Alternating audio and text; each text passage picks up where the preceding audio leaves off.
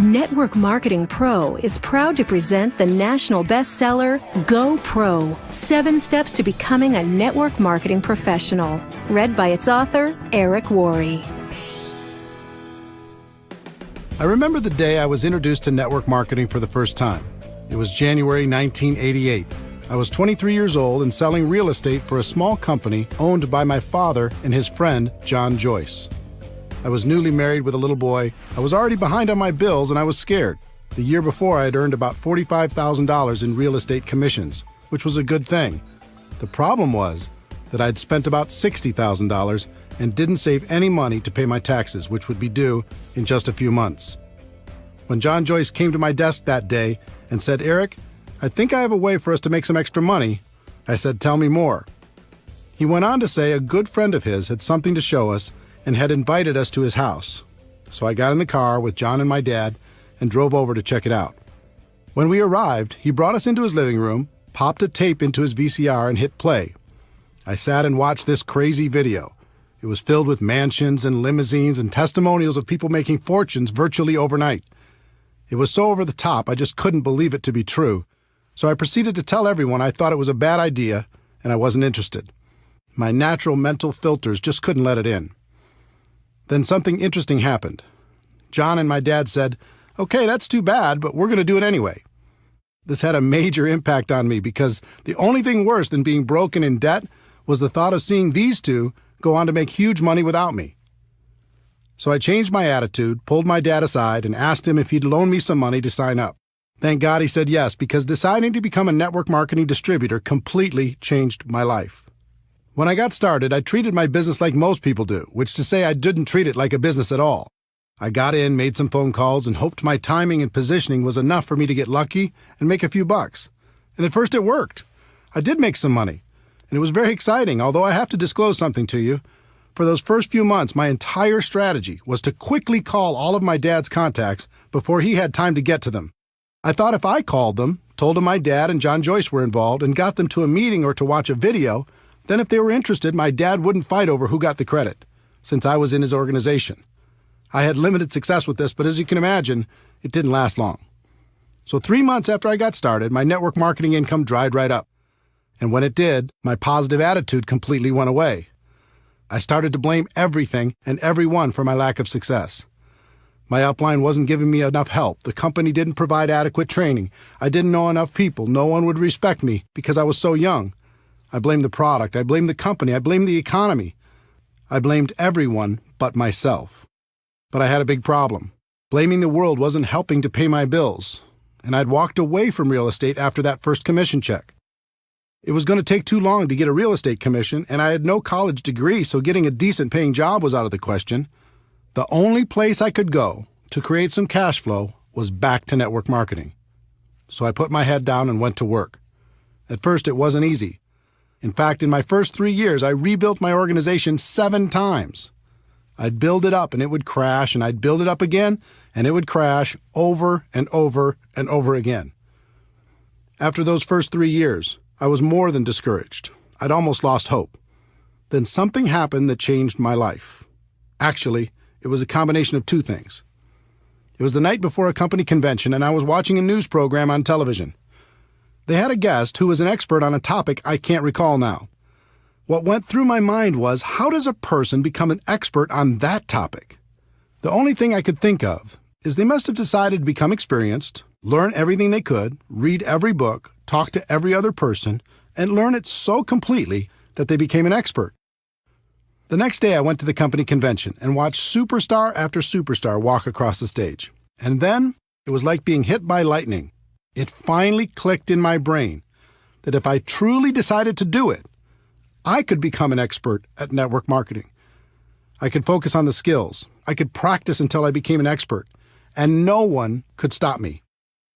Up until that moment, I was always looking for an angle. I was hoping to get lucky. I was hoping to sponsor that one superstar who was going to change everything. And I was scared I would lose my chance if it didn't happen soon. In an instant, everything changed. I realized I didn't have to worry about getting lucky.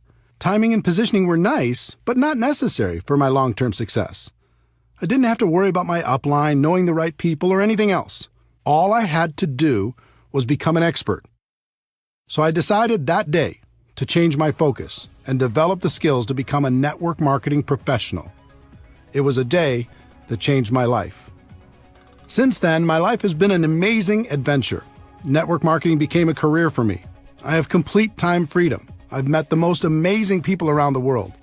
I've been able to touch and be touched by the lives of hundreds of thousands of people, travel all over the world, contribute to the causes that are important to me, and most importantly, become a better person in the process. All of this happened for me, and it can happen for you too. In this audiobook, I'm going to give you the fundamental principles that can guide you to becoming a network marketing professional. They've served me well over the past few decades, and I know they'll serve you just as well. Welcome to an exciting adventure.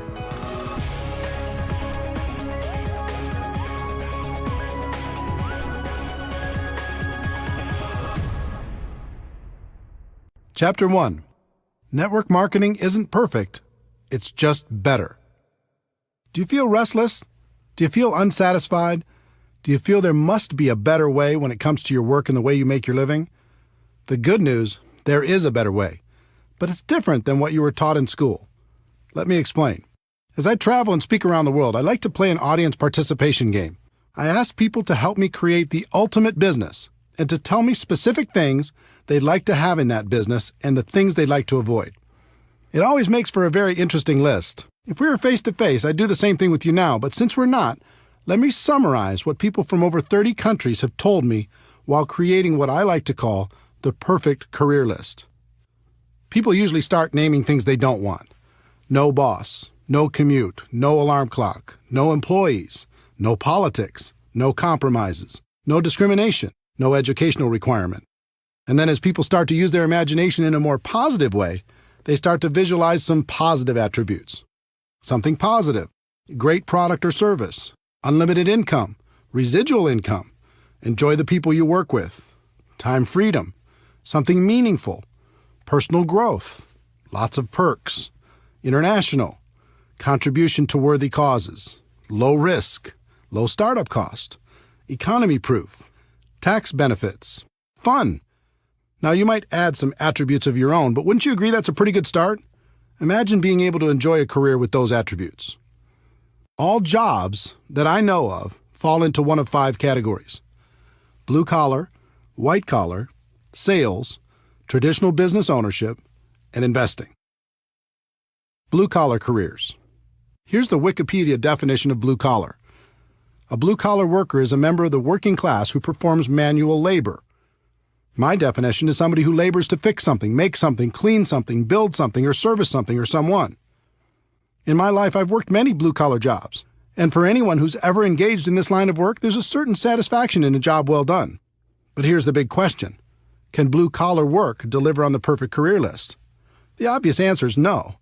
Sure, it can deliver on some of the attributes. It might have a great product and a low startup cost or any number of other individual items on the list. But if you really look at it, blue collar just can't get you where you want to be. Not the perfect career. White collar careers. Here's the Wikipedia definition of white collar. The term white collar worker refers to a person who performs professional, managerial, or administrative work, in contrast with a blue collar worker whose job requires manual labor. Typically, white collar work is performed in an office or cubicle. My definition is a person who's employed by someone else to do work other than manual labor or sales. Many people choose a white-collar career as it's one of the most socially acceptable of the options available. It has long been viewed as the safe and secure option. Recently, that's changed. The implied contract that if you're loyal to the company will be loyal to you is long gone. I've also been a white-collar worker in my career. In my experience, there are 2 types of people who do this type of work: achievers and hiders. Achievers are the people who want to perform at a high level. They are ambitious, motivated, and energetic. They are full of ideas and want to move up the corporate ladder, which are great attributes to have. But there is a downside for the achiever. The moment a person decides to be an achiever, they become a target. Their boss sees them as threatening to their job, so they start to hold them down or take shots at their reputation. Their peers see them as a person who will either embarrass them or keep them from getting a promotion, so they start to do what they can to undermine their accomplishments. So to remain an achiever and survive in this hostile environment, a person must become good at one thing that has nothing to do with their productivity, and that's politics. They must learn how to navigate the political world by diminishing their enemies and strengthening their relationship with powerful people.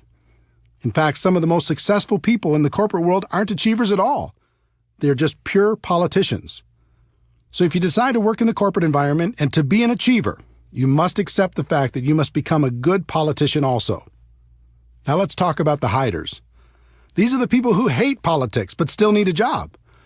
They learn not to be the ambitious achiever. They don't stand out. They don't speak up in meetings. They don't bring new ideas. They hide. They keep their heads down and do as they're told. They do just enough so they aren't talked about negatively. They survive. And this has worked for decades. But in the new economy, it's becoming much more difficult to hide, and people are running out of time. So back to our perfect career list. Can a white-collar job deliver on the list? Again, the clear answer is no, certainly in not very many areas. Sales. Some people choose to get away from being an employee and get involved in a sales career. This is certainly more adventurous because typically salespeople are paid on their production instead of by the hour. I've known thousands of salespeople.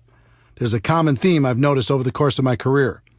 The typical salesperson will have a period of time where everything goes perfectly. Everything they touch turns to gold, and they make some really good money. As soon as that happens, they almost always set their lifestyle to that level of income. They buy a new house, get new cars, put their kids in better schools, purchase a vacation home, the works. Everything's great for a while. And then something changes. The company changes the compensation plan. Their territory gets reduced. A competitor shows up. They lose their best customer. The economy goes into recession. New technology makes their offer less valuable, or government regulations change their industry. These are just a few examples. There are hundreds more reasons why the salesperson's world could, and probably will, get more complicated. When that happens, with the big lifestyle they've developed, now 40 hours a week isn't enough to pay the bills. So they go to 50 hours a week, and then 60, and then 70. And then their life gets very small. Yes, they have the stuff, but they don't have the time to enjoy it. The other challenge for the sales career is, no matter how a person does, they still start at zero the next day. It can be tiring to live under that kind of pressure over a long period of time. Can a sales career pay the bills? Sure. But can it deliver on the perfect career we described earlier? Again, the answer is no. Traditional business ownership. Some people opt for the big dream, building their own business where they're the boss and they call the shots. It's an exciting idea, isn't it? Here's the reality for most people. Step 1. They use their life savings, take on new debt, and many times borrow money from friends and family to get started. Step 2. They take on more debt in the form of leases and personal guarantees in just about every direction. Step 3. Now, instead of focusing on what they're good at, let's say they were great at sales and decided to start their own business, they have to be all things to all people.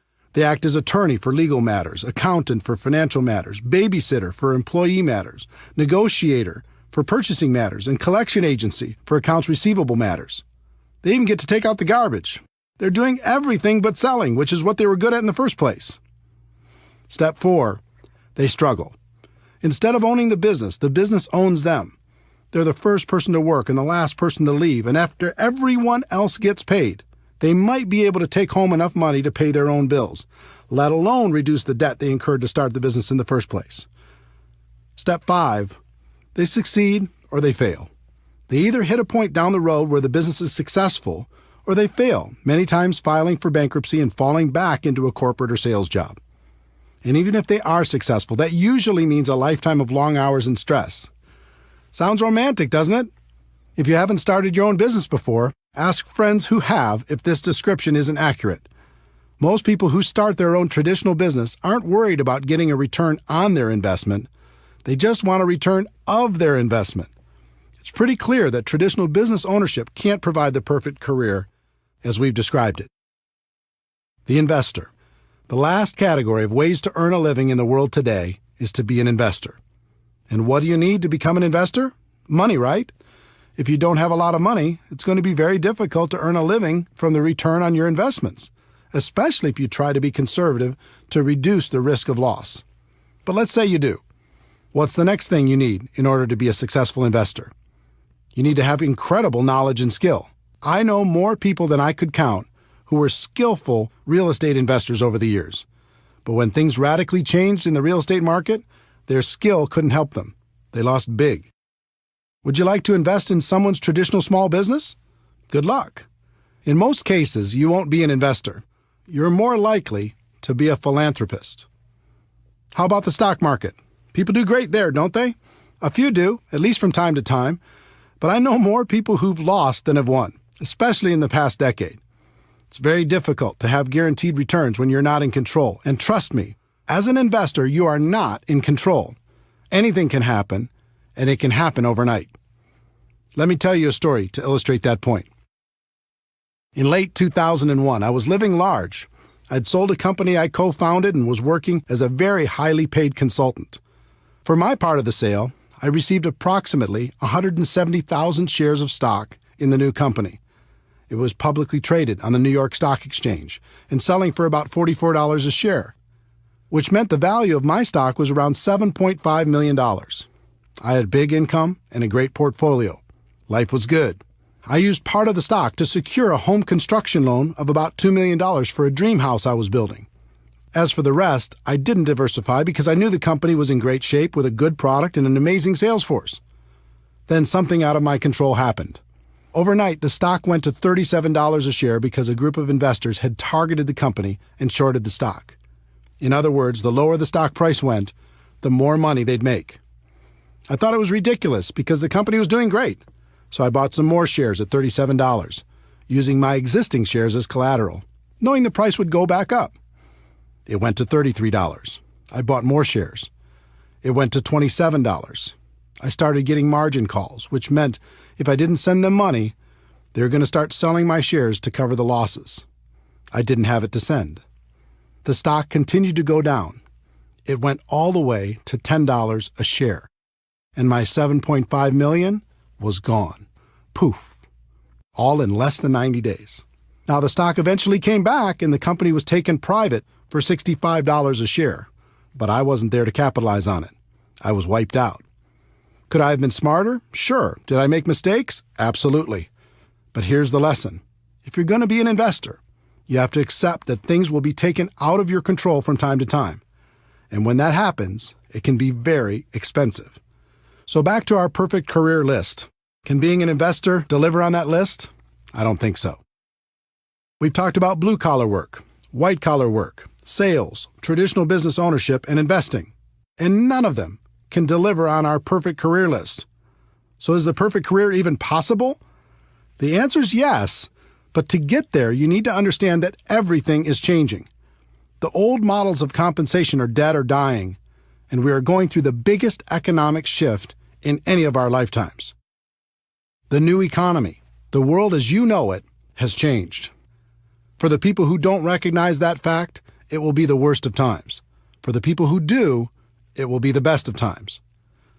Over the last 100 years, an interesting phenomenon occurred. The rise of the corporation became the standard in society. The safe and respected place for people to exist in the world was as an employee. Step 1, go to school and learn how to be an employee. Step 2, find a company that will employ you. Step 3, work for that company for 40 years. Step 4, retire.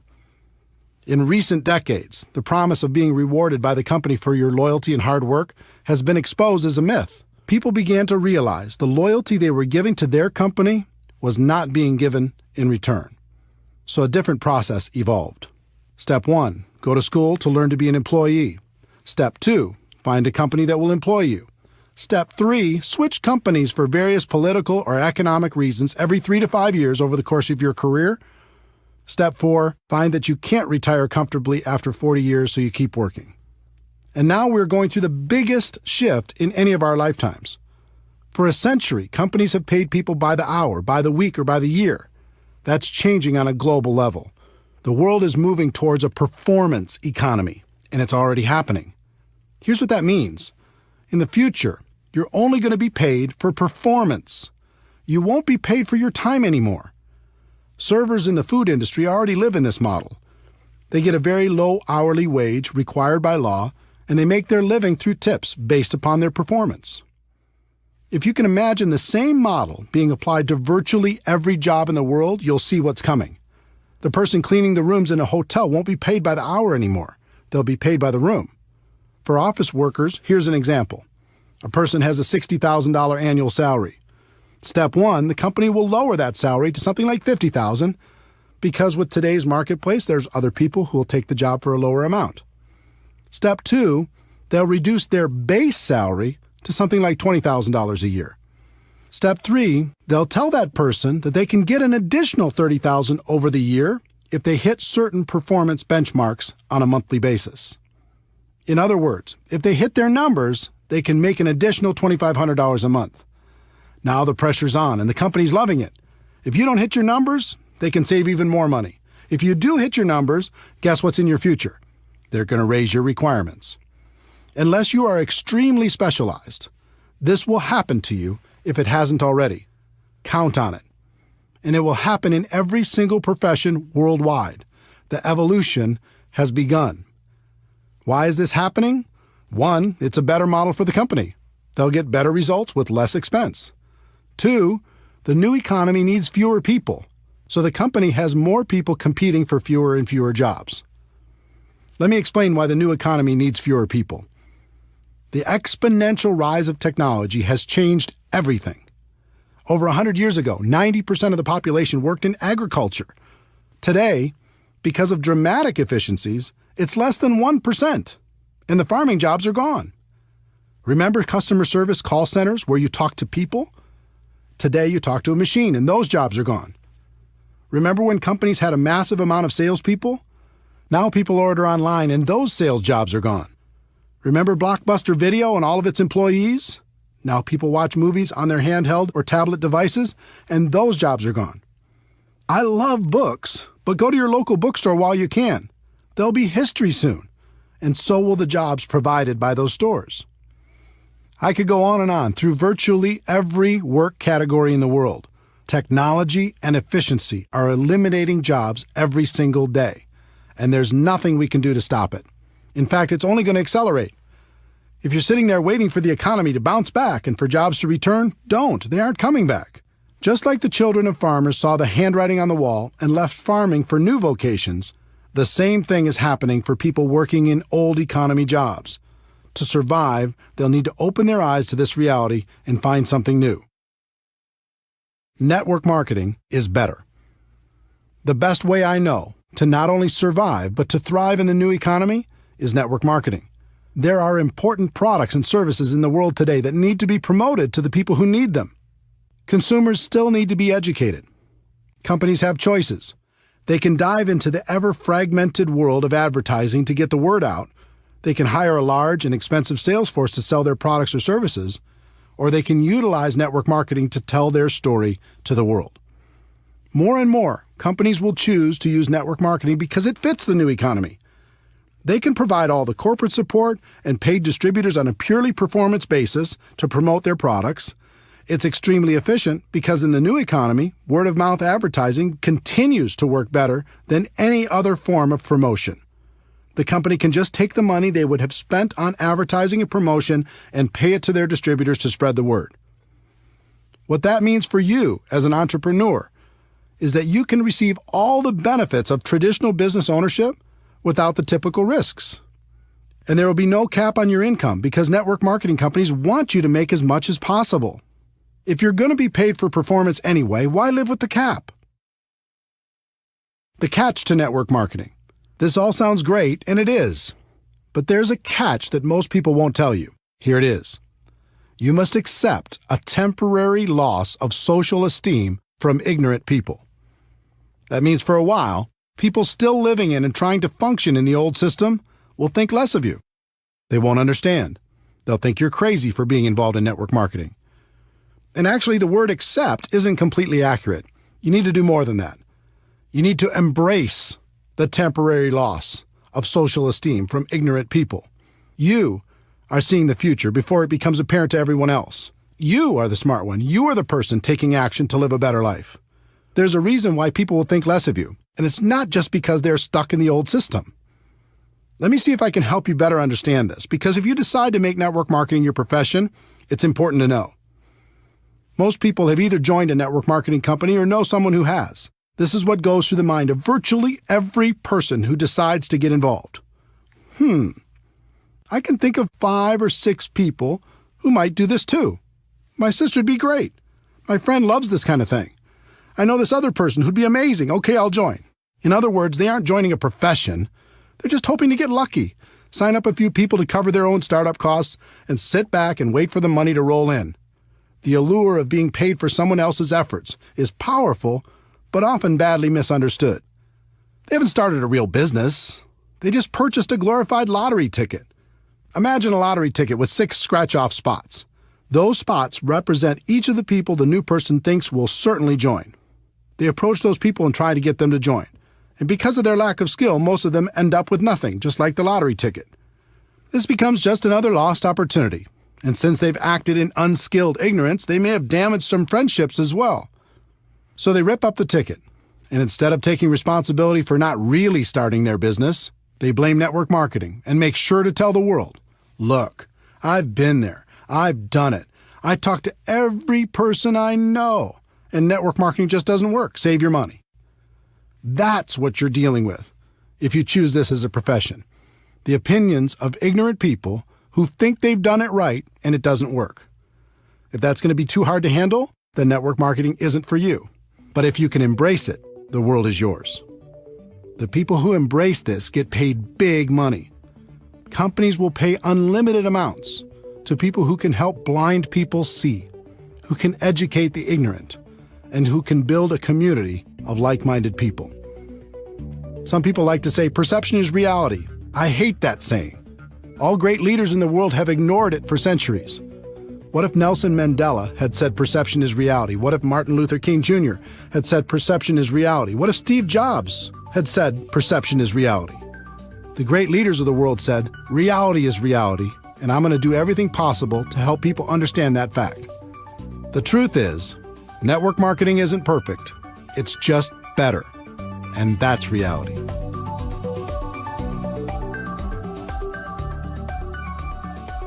Chapter 2. If you're going to be involved in network marketing, decide to be a professional. Decide to go pro. There are 3 categories of people in network marketing. I've seen all of them, and I've been all of them. They are the posers, the amateurs, and the professionals. Posers. Posers treat this profession as a lottery ticket. They're hoping to hit it big with as little effort as possible. When I first started out, I was a poser, hoping to ride on my dad and his partner's coattails. Luckily for me, I got some results, and that kept me going, at least in the short term. But I think you can agree with me that remaining in the poser category is a bad idea. Within about 90 days, I moved out of that category and became an amateur. Amateurs. Amateurs focus on different things. One of the things I continued to focus on as an amateur was luck. I was really hoping to get lucky and sign that monster distributor who was going to make me rich. We've all heard the stories of some person who had their lives completely changed by one sign-up. In reality, even if some of those stories are true, it really doesn't serve our profession very well because it makes people spend their time hoping for that big hit. The second thing I focused on as an amateur was timing. I was always worried about timing. Did I get in early enough? Could I be the youngest top person in my company? How many other leaders were already in my local market? Were there too many to compete against? Were there enough to get true momentum? How was the company? Was it too big? Did I miss the growth curve? Was it too small? I was obsessed with the idea of timing. The third thing I focused on as an amateur was positioning. Was I in the right organization? Did other people have a better position than me? Maybe I didn't have the right upline. Would I do better somewhere else? And the fourth thing I focused on as an amateur was shortcuts. I was always looking for an angle. Any gimmick that came down the road, I was up for it. Newspaper advertising? Okay. Help wanted signs by the side of the road? Let's do it. Passing out flyers at the mall? I'm in. Going door to door? Let's try it. The internet didn't exist when I was an amateur. Just imagine how crazy I would have been over all the internet tactics I could have used to distract myself. What that meant was, every time I heard of some shiny new approach being trained by anyone in the world, I was digging into it to try to find the shortcut. And then I finally made the decision to go pro. Wikipedia's definition of a professional is a person who is paid to undertake a specialized set of tasks and to complete them for a fee. My definition of a network marketing professional is a person who is an expert at the skills required to build a large and successful network marketing organization. There is a phrase in our profession that does more harm than good. It says, "Ignorance on fire is better than knowledge on ice." The point of this phrase is that it's better to be excited and ignorant than it is to be apathetic and smart. That may be true, but why do we have to choose one or the other? Let me give you an example. Let's say you're in need of an operation. At the hospital, you meet your doctor. He comes in and says, "I'm very excited to conduct your operation. I'm so passionate about it I could hardly sleep. No one on earth wants to help you more than I do." You say, "Wow, thanks, doctor. How long have you been doing these type of operations?" And he says, "Well, I've never had any schooling on this particular operation, and I've never practiced, and I've never done one, but it doesn't matter because I'm so passionate." How are you going to feel? Enthusiasm is great, but eventually you have to marry that passion with skill. Professional athletes will devote endless hours to preparing for competition. But when they join network marketing, they won't give one day's worth of effort to learning our skills. Doctors will devote a decade of their lives at huge financial expense to become physicians. But when they join network marketing, they won't give a month's study and practice to becoming a network marketing pro. In his book Outliers, Malcolm Gladwell's research showed it takes approximately 10,000 hours of practice to reach the expert level at anything. With 4 hours a day of practice, that adds up to about 7 years. That formula applies to network marketing as well. It's going to take about 7 years for you to become world class. The good news is the profession is very forgiving and you can earn a lot of money while you're becoming an expert. The trick is not to get complacent. Don't stop learning while you're earning. When I made the decision to go pro, everything changed for me.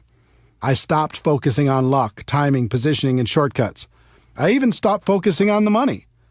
My world changed when I started focusing on the skills and made the commitment to practice until I mastered them. Another thing happened when I decided to go pro. All of a sudden, my group started to grow. It was like people could sense my change of focus and my commitment to excellence, and they wanted to be part of it. Think about a time in your life when you were around a person committed to excellence. It might have been a teacher, a coach, a boss, or a friend. How did it make you feel? It was inspiring, right? You'll find you'll be an inspiration to others when you make this important shift. Bottom line, if you're going to be involved in this great profession, decide to do it right and treat it like a profession. If you go pro, this business is great. If you stay a poser or an amateur, you're going to be miserable. And by now, you've noticed I use the word profession a lot. I do that on purpose. Network marketing is more than just a project. It's not an industry, it's a profession. If you do it right, it's truly a career choice. It can take you out of working in a job that doesn't make you happy to a place of total freedom. That's why I call my website networkmarketingpro.com. Here's what I tell people every day. Ladies and gentlemen, my wish for you is that you decide to become a network marketing professional, that you decide to go pro. Because it is a stone-cold fact that we have a better way. Now let's go tell the world. When the site launched on March 11, 2009, very few people called themselves network marketing professionals.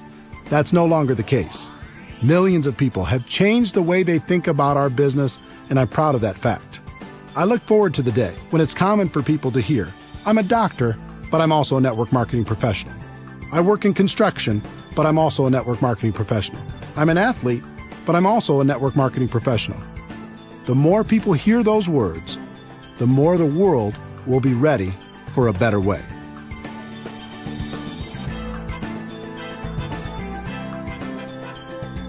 Chapter 3. Like any profession, you'll need to learn some skills. I hope by now I've been successful at convincing you that network marketing is a better way.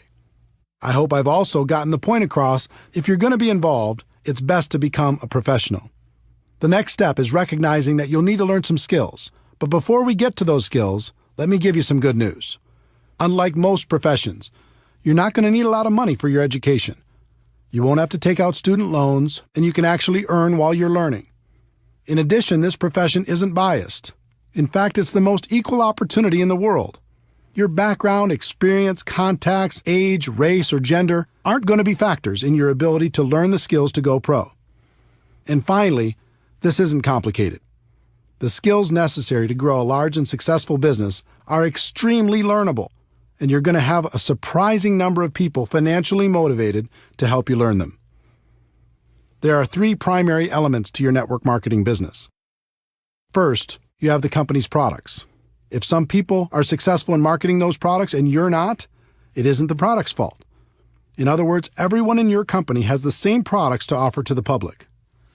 Second, you have the company's compensation plan.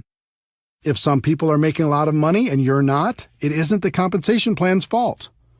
There isn't one plan for men and one for women. There isn't one plan for different age groups or educational backgrounds or for the color of your skin. The compensation plan is the same for everyone. The third element is the most important, and that element is you. You are really the only variable.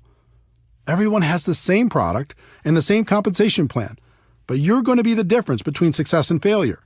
That means right here and right now, you need to take responsibility for your network marketing business. Decide today never to blame anyone or anything else for your lack of results. In fact, in network marketing, there's something of an epidemic going on. People just love to blame their upline, the people above them in the structure, for all of their problems. If my upline did this for me or did that for me, everything would be better. If you're committed to building a large and successful organization, I'd encourage you to do something important. I'd like you to say goodbye to your upline. Call them up and say something like, "I want to thank you for this opportunity. I appreciate it.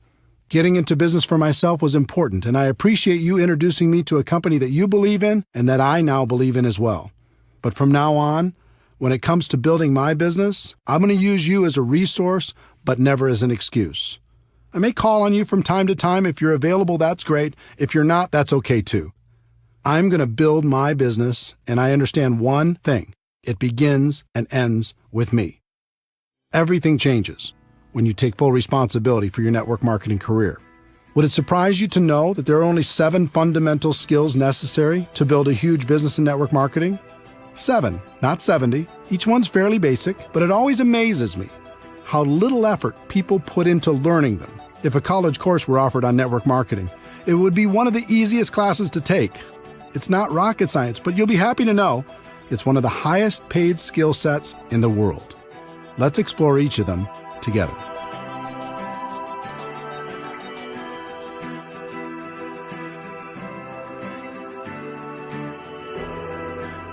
Chapter 4. Skill number 1, finding prospects. When people look at network marketing, one of their big questions is, do I know anybody? They believe if they know a lot of people, they can have lots of success. And if they don't know a lot of people, they don't have a chance. It sounds logical, but it's just not true. As I mentioned in Chapter 2, there are 3 kinds of people in network marketing: posers, amateurs, and professionals. When it comes to finding prospects, the posers will make a mental list of 3 or 4 or 5 people they hope will join their business, and their entire future is based upon the response of those few people. If they're lucky enough to get one of them, they can extend the life of their career for a short time. They might even make another mental list of 3 or 4 people. Hopefully, they'll eventually decide to stop being a poser and upgrade to the amateur ranks.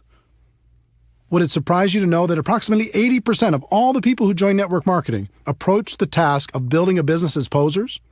It's true. 8 out of 10 distributors first approach their business with the poser mentality. They make a small mental list and see what happens. They never set out to develop the necessary skills. Your job is to make sure you're not one of them and to help your team do the same. Educate people. Help them understand how powerful this opportunity can be if they treat it with respect. For the posers, their only real chance is luck, and that luck had better happen fast. The second group is the amateurs. Instead of a small mental list, these people make a written list, which is a step in the right direction. Let's say they make a list of 100 prospects. They charge out there with excitement, but not a lot of skill. They begin prospecting, and their list begins to diminish. As it grows smaller and smaller, their anxiety grows higher and higher. Their biggest fear is running out of people to talk to. I know that was my biggest fear. In my early 20s, my list wasn't anything to brag about. As I mentioned before, I tried to use my parents' contacts at the beginning, and it didn't take long for me to run out of names. Soon everyone in my world knew what I was doing and had either said yes or no. It was scary. I felt like if I didn't find some great people from my list and find them soon, I was going to fail in this business. It never occurred to me that finding quality people to prospect was a skill. Up until this point in my career, I always viewed the list as the ticket to wealth. If you had a good list, you'd succeed. And if you had a bad one, you either had to get lucky or you'd fail. When I came to my defining moment and committed to become a professional, I began to study the people who'd built large and successful organizations. I found that the professionals approached finding people to talk to as one of their core skills. It was part of their job to find new people. They weren't interested in luck. They weren't worried about running out of people. They developed the skill to make sure that never happened. The professionals started with a written list, but then they made the focused commitment to never stop adding to the list. They created something called an active candidate list. And I'm going to show you how to do the same thing. One of the people who taught me how to do this well was Harvey Mackay, author of the huge best-selling book, How to Swim with the Sharks Without Being Eaten Alive. Harvey is a good friend, and he's also one of the best networkers in the world. I once asked him how he built such a large and influential list of friends. He told me at the age of 18, his father sat him down and said, "Harvey, starting today and for the rest of your life, I want you to take every person you meet, get their contact information, and find a creative way to stay in touch." He's done that for over 60 years. And today his list of friends totals more than 12,000 people. And these just aren't social media friends. They're real friends. And I consider myself fortunate to be one of them. If you want to master this skill, follow these 4 simple steps. Step 1. Make your list as comprehensive as possible. Include every person you can think of. Every person. It doesn't matter if you think they are a prospect or not. Your database will be one of your most important assets. Everyone goes on the list. If they're negative, put them on your list. If you hate them, put them on your list. If they're your best friend, put them on your list. If they said, "I'll never be involved in network marketing," put them on your list. If they're 98 years old, put them on your list. If they're 18 years old, put them on your list. It's important to do this because as you empty your mind out on paper, it will make more room for new context to find room in there. When you write down your nephew, you begin to think about the circle of people around your nephew. All of these connections will become apparent to you as you make your list more and more comprehensive. Think about everything. Every organization you've ever been involved in, every group you've ever been a part of, everything you've ever done. If you do this right, it'll end up being hundreds and hundreds and maybe even thousands of people. You're not required to prospect everyone on your list. That's up to you. But it's extremely important to do the work necessary to truly capture your network on paper. Step 2. Have you heard of the concept that we're all only 6 contacts away from any person in the world? 6 degrees of separation? I'm not sure if that's a myth or if it's true, but I believe in the concept.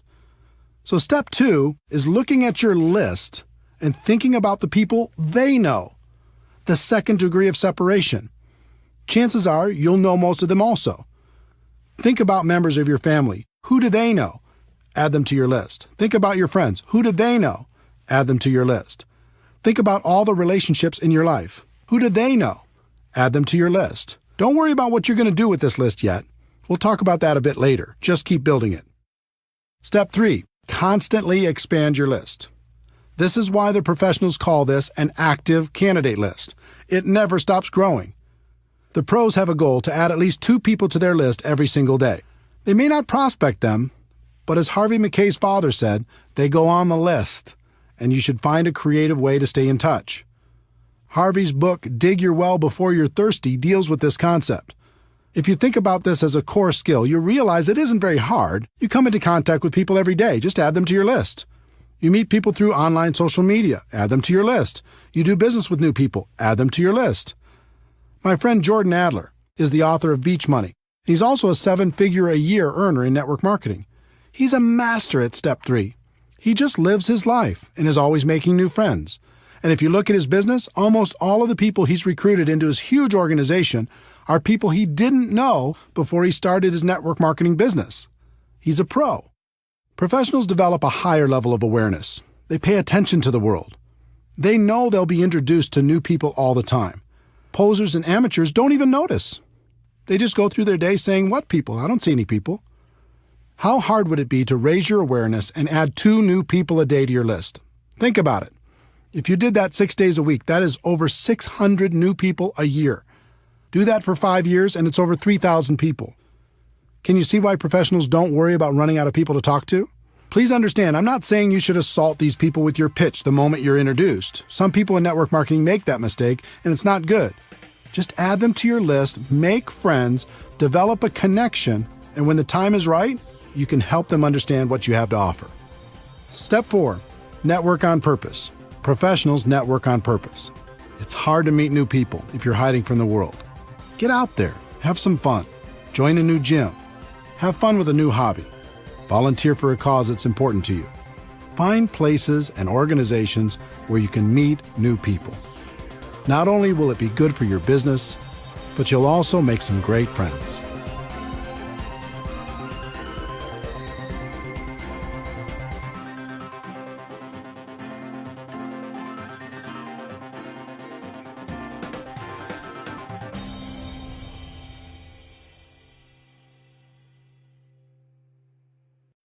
Chapter 5. Skill number 2. Inviting prospects to understand your product or opportunity. Once you've identified your prospects, the next skill is learning how to properly invite them to find out more about your product or opportunity. This is by far the most critical skill to develop. I call it the gateway skill for network marketing. If you aren't successful in getting anybody to take a look, then we can guess what your future will look like in MLM. Most people think you must start off with a great reputation and have a lot of influence with others for them to take a look at your opportunity. It's just not true. When I first started in 1988, I had no reputation and no influence. I barely escaped high school, attended one semester of community college before dropping out, and had a total of 18 jobs, all before the age of 23. Do you think I had a lot of respect in the community? I had zero. And since I was a $5 to $10 an hour person, all of my friends were the same, so they weren't much help. Most of them were still living with their parents. But I was desperate, and I was scrappy. In the beginning, I made up in numbers what I lacked in skill. I called everyone I knew, and I gave them my pitch. A few of them joined. Most didn't. I placed ads in the local newspaper. I gave all of the people who responded my pitch. From all of that activity, a few joined. Most didn't. I tried everything. I was like a hunter with the goal of bagging an elephant. I went around with my gun/opportunity in my hand and shot at everything that moved. I didn't really care about relationships. All I cared about was getting the new recruit. My attitude was some will, some won't, so what, next. But because I was a hunter, everyone around me felt hunted, and they started to avoid me, and it wasn't fun. Even worse, the people I did get to join my business tried to do the same thing I was doing, failed, and then quit. After 3 or 4 years of frustration, I came to my defining moment and started studying successful people in MLM to see what they did. What I found surprised me. They weren't hunters. They were more like farmers. They built relationships. They built friendships. They learned how to build trust with the people they met, and were able to skillfully transfer the belief they had about their products and opportunity. Their goal wasn't to immediately recruit their prospects. Their initial objective was to educate their prospects on what they had to offer, and then let those prospects decide if it was something they wanted to do. This was a huge switch in strategy for me, and I began to look at things differently. I put myself in the prospect's shoes and thought about what would be attractive to me and alternatively, what would cause me to put up my defenses. I realized why the pros had such great results. Instead of acting like sharks, they were more like coaches or consultants. They built relationships and then offered common-sense solutions to people's problems. Who wouldn't like that? The other thing I noticed with the professionals is they didn't pitch their product or opportunity. Instead, when the timing was appropriate, they just invited people to do one of two things, based upon the individual prospect situation. The first thing they did was invite people to attend some sort of event, such as a one-on-one or two-on-one meeting with another member of their team, or a 3-way phone call conversation, a small group presentation in their home, an online webinar, a local hotel meeting, or some larger company event or convention. Professionals understand that personal interaction is a critical component when it comes to building trust and transferring belief, so they try to connect people as much as possible. The second thing they did was invite people to review some sort of tool. I'm a big believer in using tools to help educate a prospect. Tools take many forms.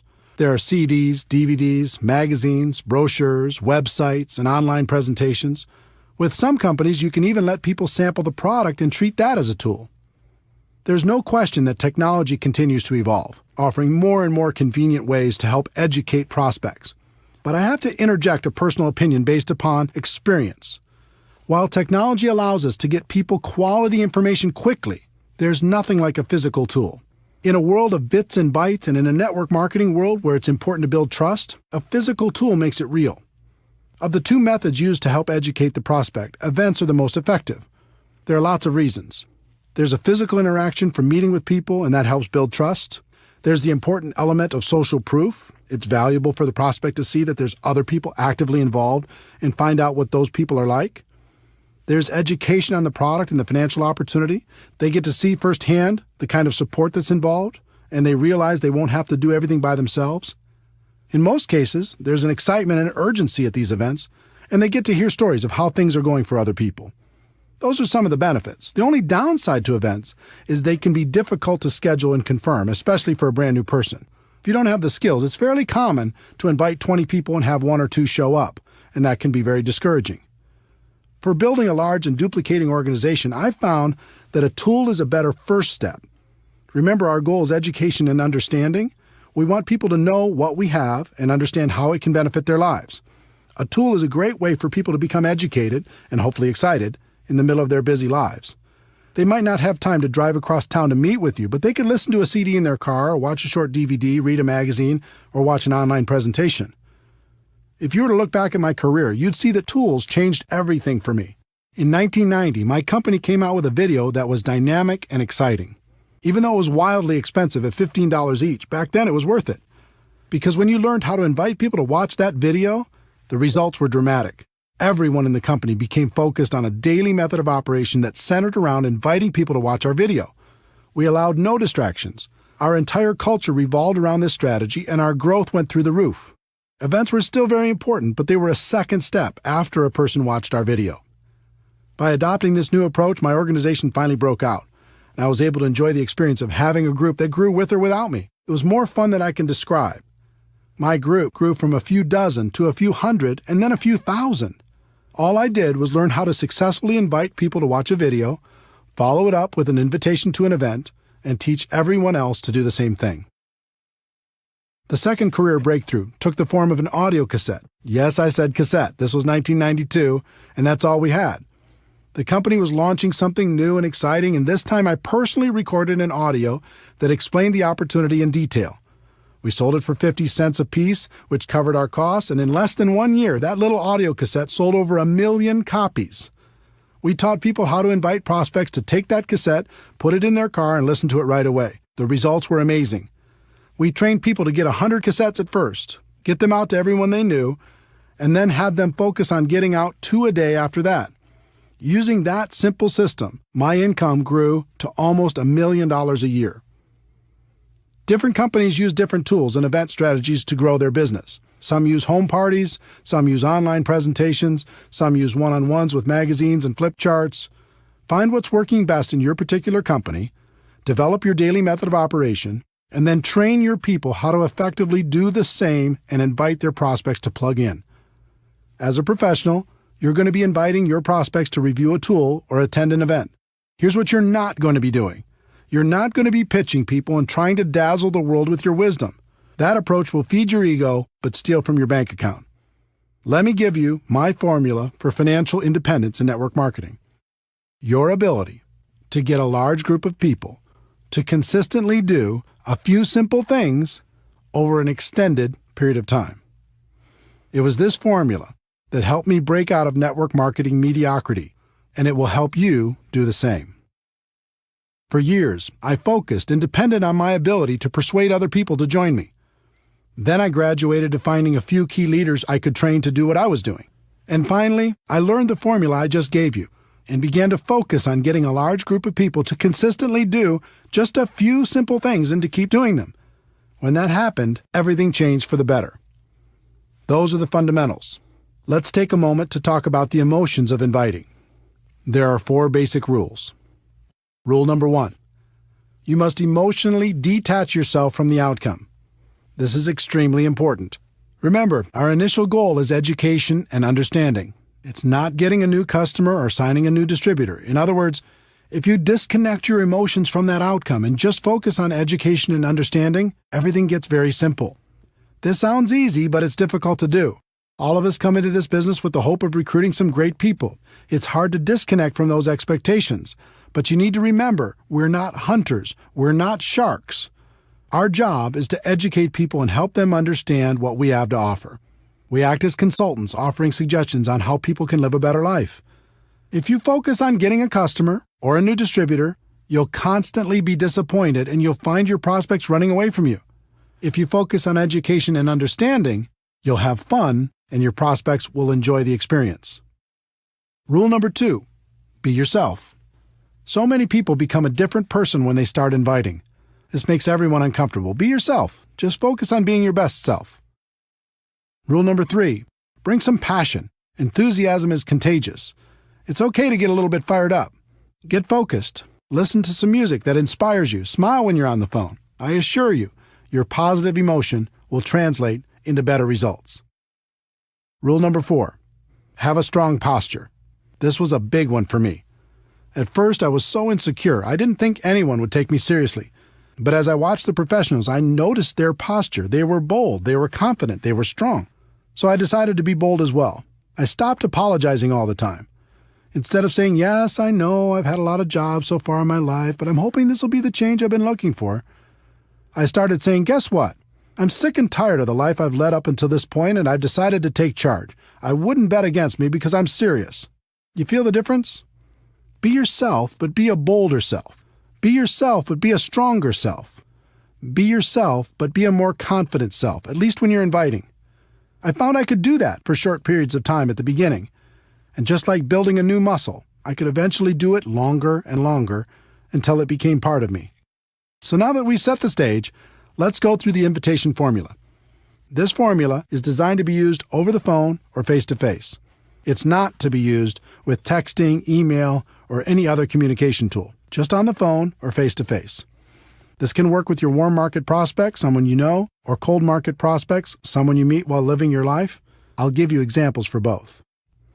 There are 8 steps to a professional invitation. That might sound complicated, but with a little practice, you'll find it's an easy skill to master. Step 1, be in a hurry. Step 2, compliment the prospect. Step 3, make the invitation. Step 4, if I, would you. Step 5, confirmation number 1, get the time commitment. Step 6, confirmation number 2, confirm the time commitment. Step 7, confirmation number 3, schedule the next call. And Step 8, get off the phone. Step 1, be in a hurry. This is a psychological issue. People are always more attracted to a person who has things going on. If you start every call or face-to-face conversation giving the impression that you're in a hurry, you'll find your invitations will be shorter, there will be fewer questions, less resistance, and people will be more respectful of you and your time. Examples for warm market prospects. I don't have a lot of time to talk, but it was really important I reach you. I have a million things going on, but I'm glad I caught you. I'm running out the door, but I needed to talk to you real quick. Examples for cold market prospects. Now isn't the time to get into this, and I have to go, but I have to run, but get the message? Set the tone with some urgency. As for the examples I'm sharing with you, don't worry too much about the exact words. Just focus on the concept and use your own words. Let people know you're busy, you've got a lot going on, and your time is short, but it was important for you to talk to them real quick, and do it with some passion in your voice. Step 2, compliment the prospect. This is critical. The sincere compliment, and it must be sincere, opens the door to real communication and will make the prospect much more agreeable about hearing what you have to say. Examples for warm market prospects. You've been very successful, and I've always respected the way you've done business. You've always been supportive of me, and I appreciate that so much. Great to use with family and close friends. You have an amazing mind for business and can see things other people don't see. For as long as I've known you, I thought you were the best at what you do. Examples for cold market prospects. You've given me some of the best service I've ever received. You're super sharp. Can I ask what you do for a living? You've made this a fantastic experience. The key to the compliment is it must be sincere. Find something you can honestly use to compliment your prospect and use it. This simple step will literally double your invitation results. When you start with urgency and a compliment, it becomes very difficult for a person to react negatively to your invitation. People don't hear compliments very often. It feels good. You'll find your prospects will become very receptive. If you study the pros, you'll find they are constantly putting people in a good mood through their honest and sincere compliments. It helps to build rapport. It helps to open people's minds. And mostly, it helps achieve our goal of education and understanding. Step 3. Make the invitation. This is a situation where one size does not fit all. There are 3 kinds of invitation approaches for the network marketing professional. The direct approach. This is used when you're inviting people to learn more about an opportunity for them. Most people use a direct approach for all of their prospects. It usually goes something like this: I found a way for you to get rich. Let me tell you all about it, blah, blah, blah. I understand the passion, but really, who's going to get excited about that unless they're getting a call from a millionaire? That doesn't mean the direct approach doesn't work. It does. It has an important place in your invitation process, but it should be reserved for people who know and respect you or for people that you know are searching for something better. Examples for warm market prospects. When you told me you hated your job, needed more money, wanted to find a new house, etc., were you serious or were you just kidding around? They'll almost always tell you they were serious. Great, I think I found a way for you to get it, solve the problem, make that happen. This is for situations where you know an area of their dissatisfaction, need, or desire. I think I found a way for us to really boost our cash flow. When I thought of people who can make an absolute fortune with a business I found, I thought of you. Are you still looking for a job or a different job? I found a way for both of us to start a great business without all the risks. Let me ask you a question off the record. If there was a business you could start working part-time from your home that could replace your full-time income, would that interest you? Examples for cold market prospects. Have you ever thought of diversifying your income? Do you keep your career options open? Do you plan on doing what you're doing right now for the rest of your career? You can follow these cold market scripts or any variations with the following. I have something that might interest you. Now's not the time to get into it, but. The indirect approach. This is another powerful tool to help people get past their initial resistance and educate them on what you have to offer. The indirect approach is about asking the prospect for help, input, or guidance. I used this approach extensively and with great success when I first started out. Because of my lack of credibility at age 23, I couldn't get much success with a direct approach, so I learned to play myself down and play up to the prospect's ego. It worked incredibly well, and it still works today. Examples for warm market prospects. I've just started a new business and I'm really nervous. Before I get going, I need to practice on someone friendly. Would you mind if I practiced on you? This is a great approach for family and close friends. I found a business I'm really excited about, but what do I know? You have so much experience. Would you look at it for me if I made it easy on you? And let me know if you think I'm making the right move? A friend told me the best thing I could do when starting a business is to have people I respect take a look at it and give me some guidance. Would you be willing to do that for me if I made it simple? Examples for cold market prospects. When you meet someone from another city, state, or country, and if your company does business there, you can say, "My company is expanding in your area. Would you do me a favor and take a look at it and let me know if you think it would work where you live?" When you meet someone who might provide good input on your product, you can say, "I've started a business with a product I think makes a lot of sense, but I'd like to get your input. Would you be willing to check it out and give me your opinion?" The super indirect approach. The third approach is the super indirect approach. This approach is incredibly powerful because it works on a number of psychological levels. In this approach, you tell prospects they aren't a prospect, and you're just interested in finding out if they know someone else who might benefit from your business. It's very effective. Examples for warm market prospects. The business I'm in clearly isn't for you, but I wanted to ask, who do you know that's ambitious, money-motivated, and would be excited about the idea of adding more cash flow to their lives? Who do you know that might be looking for a strong business they could run from their home? Who do you know that's hit a wall with their business and might be looking for a way to diversify their income? I'm working with a company that's expanding in this area, and I'm looking for some sharp people that might be interested in some additional cash flow. Do you know anyone who might fit that description? In most cases, they're going to ask you for more information before they give you any names. Behind that request will be curiosity and intrigue, thinking this might be for them, but they're not going to admit that to you yet. When they ask for more information, you can respond with, "That makes sense." You'll want to know more about it before you refer some of your contacts. Then you could just move to step 4. Examples for cold market prospects. Cold market is exactly the same as warm market for the super indirect approach. Just use the warm market scripts or any variation that's comfortable for you. Step 4. If I would you. This question has been my secret weapon for a very long time. It is by far the most powerful phrase I've come across in building a large and successful network marketing business. If I gave you a DVD, would you watch it? If I gave you a CD, would you listen to it? If I gave you a magazine or some other printed material, would you read it? If I gave you a link to a website with a complete presentation, would you check it out? If I invited you to a special invitation-only webinar, would you attend?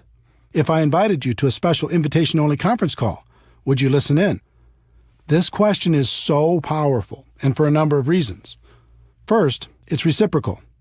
You're saying you'll do something if they'll do something. As human beings, we're hardwired to respond positively to these types of situations. Second, it puts you in a place of power. You're in control. You're not begging. You're not asking for favors. You're simply offering a value exchange. And third, it implies that you have something of value to offer. You're saying that you will do something, but not unless the other person will do something in exchange. When you value what you have, people will respect you. When I first started, I didn't know about this magical question. I just said things like, I really, really, really want you to watch my video, try my product, listen to the CD, etc. You can imagine the results. The whole psychology of it is weak. If you use if I would you, you're having a business conversation. If you use I really, really, really want you, now you sound desperate, and a desperate distributor is not attractive. If you've used this approach, you already know what I'm talking about. If I would you gets results. It gets people to say yes. It helps prospects see what we have in a different light. Remember, our goal is education and understanding. If I would you helps us achieve that goal. If you started the call with urgency, complimented the prospect, made the invitation, and asked if I would you, their answer will be yes almost 100% of the time, and you can just go to step 5. If they ask for more information first, just respond with, I understand you want more information, but everything you're looking for is on the CD, DVD, printed piece, link, etc. The fastest way for you to really understand what I'm talking about will be for you to review that material. So if I gave it to you, would you review it? If they say no, then thank them for their time and move on. Also, review steps 1 through 3 to see where you might have done better, but do not give your material to them. So you've gone through the first 4 steps and the person said yes. Success! They've agreed to review your tool. Does that mean they'll follow through? Nope. In fact, only about 5% of your prospects will do what they said they would do if you just use the first 4 steps, and 5% is not a good number. To get closer to 80%, you need to complete the invitation process professionally. Step 5. Confirmation number 1. Get the time commitment.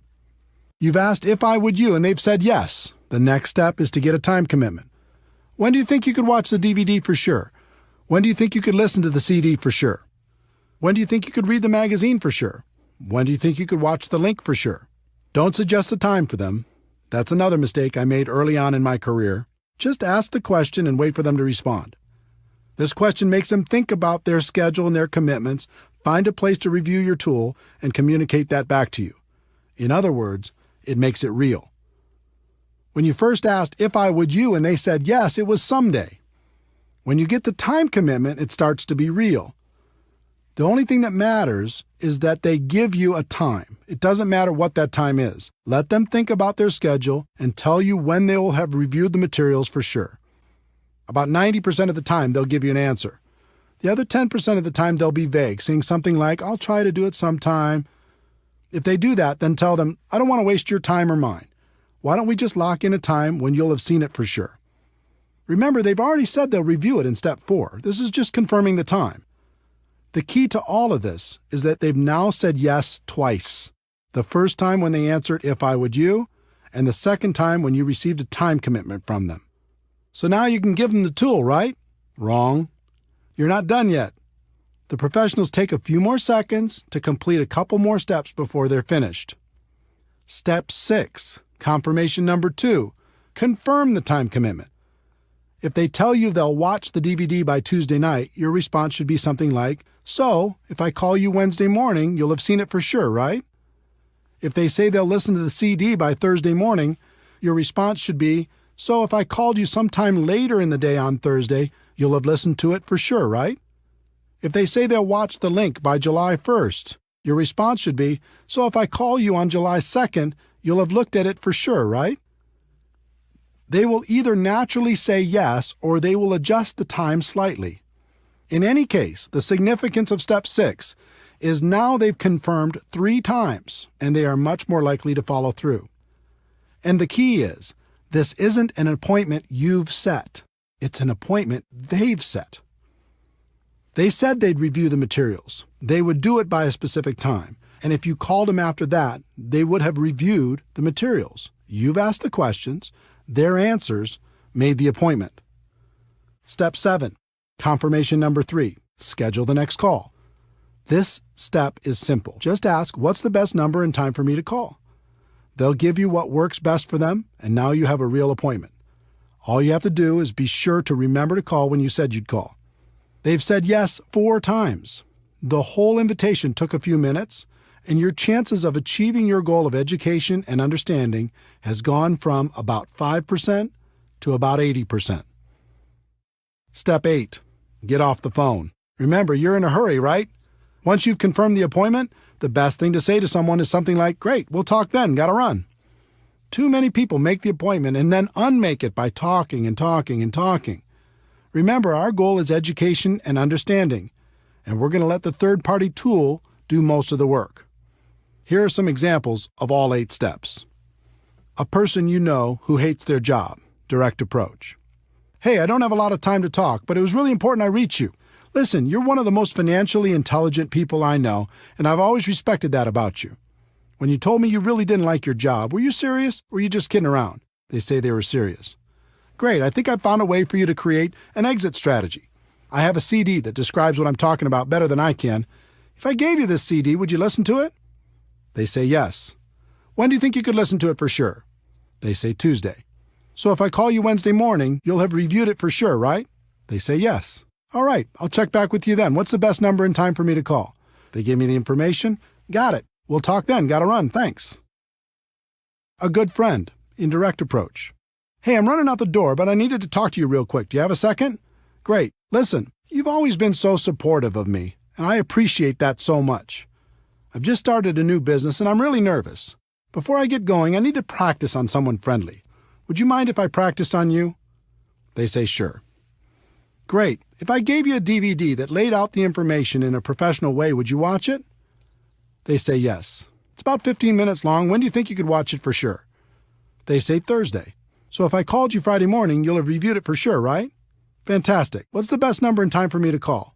They give you the information. "Great. We'll talk then. Gotta run. Thanks." A highly successful person, super indirect approach. "I know you're busy, and I have a million things going on too, but I'm glad I caught you. You've been wildly successful, and I've always respected the way you've done business. I've recently started something new, and I'm looking for some sharp people.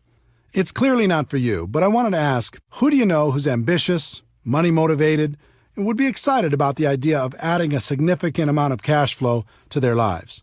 They say they do know some people.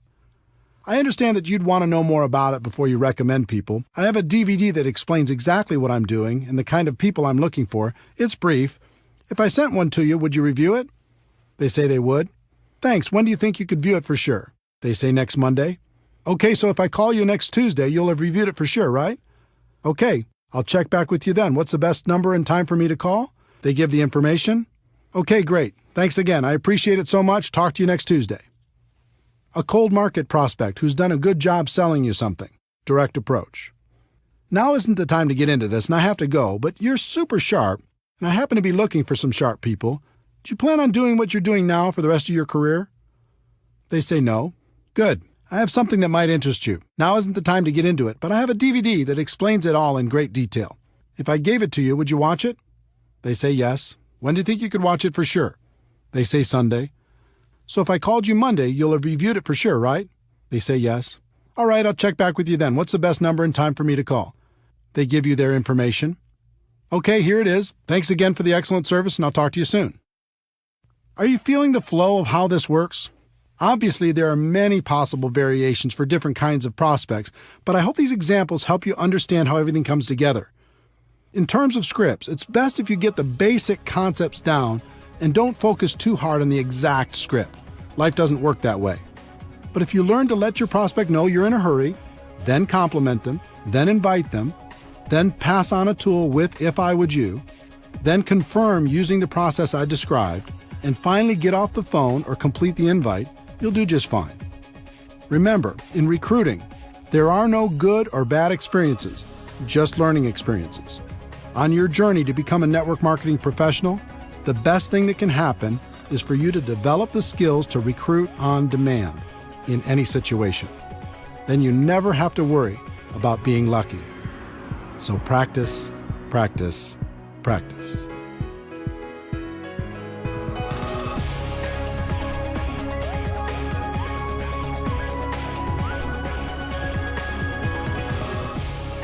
Chapter 6, Skill Number 3, Presenting Your Product or Opportunity to Your Prospects. We've talked about the first two skills of identifying prospects and inviting them to learn more about your product or opportunity. As you've learned, you'll be inviting them to review a tool or attend some sort of event. If they are reviewing a tool by themselves and you're not around, there's nothing for you to do. Just follow up when you said you would. If you're physically with them, there are some things you need to understand, and one of the biggest is you are not the issue. This was a tough one for me to accept. When I first got started, I read everything I could, listened to everything I could, and attended all the training sessions I could. I thought the most important thing I could do was become an expert on all the facts associated with my company. So if anyone asked me any questions, I'd be right there with the answers. Sounds logical, right? I would sit down with someone and say, "Let me tell you all about our products. Let me tell you all about our company. Let me tell you all about our compensation plan. Let me tell you all about our incredible support system." There are big problems with that approach if you want to build a large and successful organization. For me, the first problem was, no matter how much I learned, there would still be questions that stumped me. And since I was presenting myself as the expert, if I got stumped, that might make the prospect question the whole opportunity. The second problem was, most of my prospects knew I wasn't an expert. So when I came to them and presented myself as an authority figure, they knew it wasn't true. It actually made them more skeptical. The third problem was, even if I was successful at becoming an expert, the other distributors in my organization didn't necessarily have that same desire or willingness to learn. As a result, I was the go-to guy for every single presentation. There's no way to create an organization that will duplicate with this approach. And without duplication, network marketing is just a job. In the early days, that's what network marketing was for me, a job. I had no duplication because I made myself the issue. But I was determined, and I started to observe and take careful note of how the most successful distributors did their presentations. The pros never made themselves the issue. More than that, they never presented themselves as an expert. They acted as a consultant who connected the prospect to tools, events, or other distributors to help them become educated. If the prospect asked a question, they would guide them to the answer, but they wouldn't give the answer directly. This baffled me until I started to comprehend duplication. The pros knew they could sign the person up by dazzling them with their knowledge and experience, but they also knew it would take a long time for their new distributor to do the same thing. So they came up with a simpler approach. It was around this time I heard a concept that has stuck with me ever since. In network marketing, it doesn't matter what works. It only matters what duplicates. This should be a guiding principle for every network marketing professional. The pros use tools instead of their own wisdom. The pros use live events instead of their own presentations. The pros use other distributors to give the facts instead of giving them themselves. The pros don't present themselves as experts. They just invite people to learn more about the product or opportunity and let the third-party resource provide the information. The pros bring passion, enthusiasm, excitement, and belief. If you ever watch a pro at work, you'll see a fire in them that's contagious. Make passion, enthusiasm, excitement, and belief your priority. Then invite professionally and let the third-party resource do the rest. In addition to learning how to effectively present your product or opportunity during your personal recruiting efforts, it's also important to learn how to present your opportunity to groups of people. I've heard it said, and I think it's true, the person with the marker makes the money. In other words, the person in front of the room giving the presentation usually has a higher than average income. When I first got started, I was deathly afraid of speaking in front of people. But I was ambitious, and since everyone said this was an important skill, I was determined to master it. I started by learning how to give a short and effective testimonial. Learning to tell my story was extremely valuable in building my business and has been to this day. People aren't interested in how much you know, but they are interested in your story as long as you don't bore them to death with it. I worked on my story for a while, and after tweaking it a time or two, here's what I came up with. Hi, my name is Eric Worre, and I'm a retired underachiever. I had 18 jobs by the time of 23 and was starting to think my future wasn't looking so good. I was embarrassed by my lack of results, and I was desperately looking for a way to make something of my life. In January of 1988, I was introduced to network marketing, and it has changed my life. Instead of being afraid of the future, now I'm excited about it. And then I would insert whatever was appropriate based upon my current levels of success. The theme of my story was, if I could do it, anyone could do it. And it worked. I used it all the time in hotel meetings, in home meetings, on three-way phone calls, on conference calls, you name it. No matter what your background is, you can craft a compelling personal story. I've found every good story has 4 elements. 1, your background. 2, the things you didn't like about your background. 3, how network marketing or your company came to the rescue. And 4, your results or how you feel about your future. Take some time to create your story and start telling it every chance you get. Next, I decided to master my company's opportunity presentation. Again, the concept of modeling successful people came into play. The top earner in my company was extremely powerful and effective. In addition, he did the same exact presentation every single time, just about word for word. So I recorded his presentation and transcribed it by hand onto a legal pad. When I completed that step, I recorded my own voice doing that presentation. I did it word for word, same stories, same jokes. Everything was his exact presentation. After I was done, I played it back, and it was terrible. My voice had no energy, I was boring, I hated it. So I recorded it again and again and again until it was acceptable. In the end, I had an audio cassette with my presentation on it.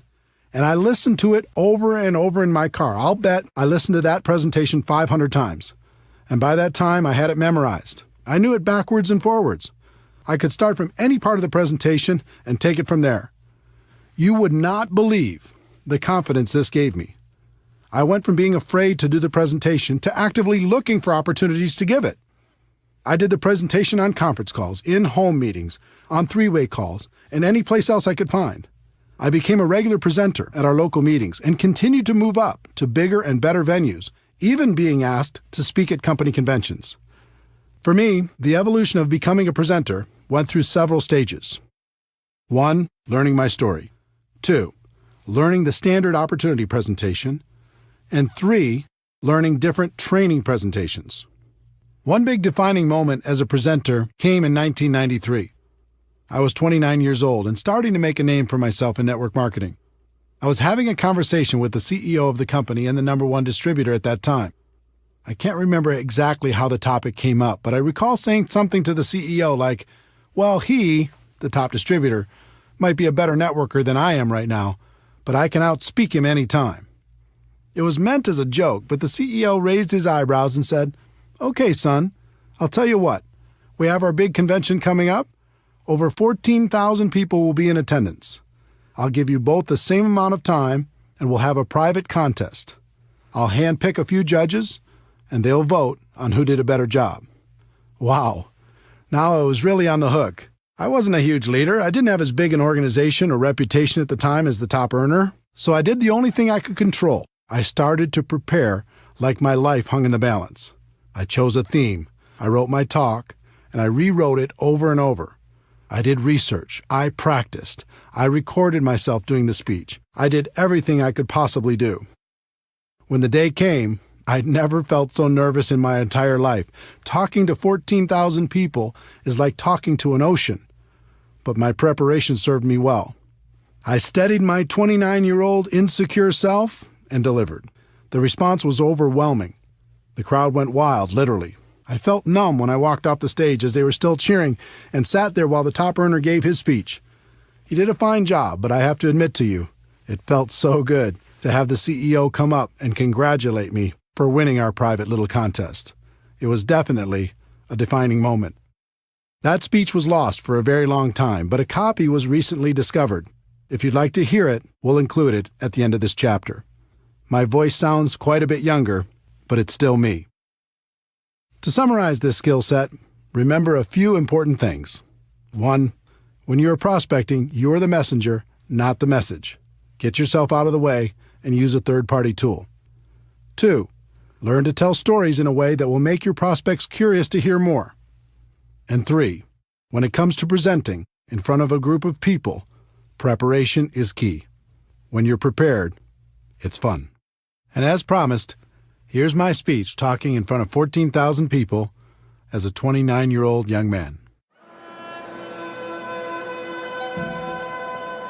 Over 200 years ago, there was a revolution, an American Revolution, an event that literally changed the course of history. It was led by a group of unsatisfied people. People who were tired of being told what they could do and when they could do it. People were fed up with their lack of choices and their lack of personal freedoms. People fed up with their lives being controlled by others. Fed up with being oppressed, fed up with being manipulated. They finally said, enough, I've had it, and I'm not going to live like this anymore.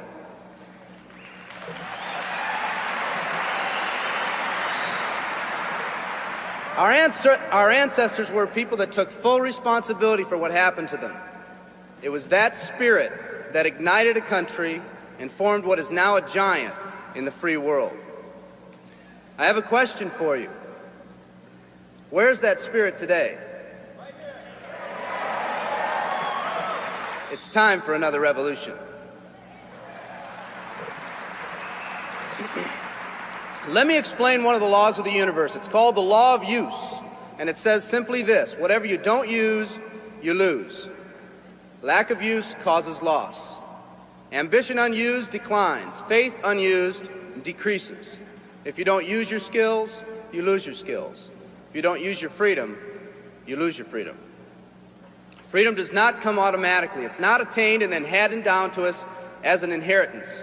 It must be achieved each day. At the turn of the century, in the year 1900, less than 10% of us worked for other people or the government. Over 90% of us were self-employed. We were an independent people. In 1980, only 80 years later, over 90% of us worked for the other people or the government.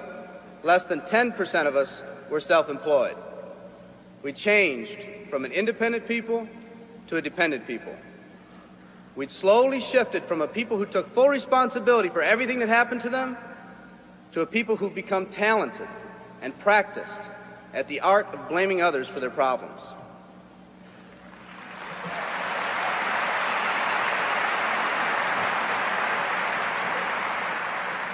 Our giant has fallen asleep.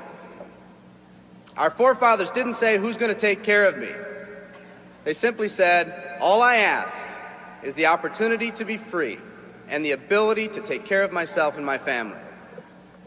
Today, we elect officials who will, quote unquote, take care of us. We cry out against anyone who dares to ask us to provide more value in the workplace. We do everything we can to spread around the suffering in our society, and yet no one is willing to step up and be part of the solution.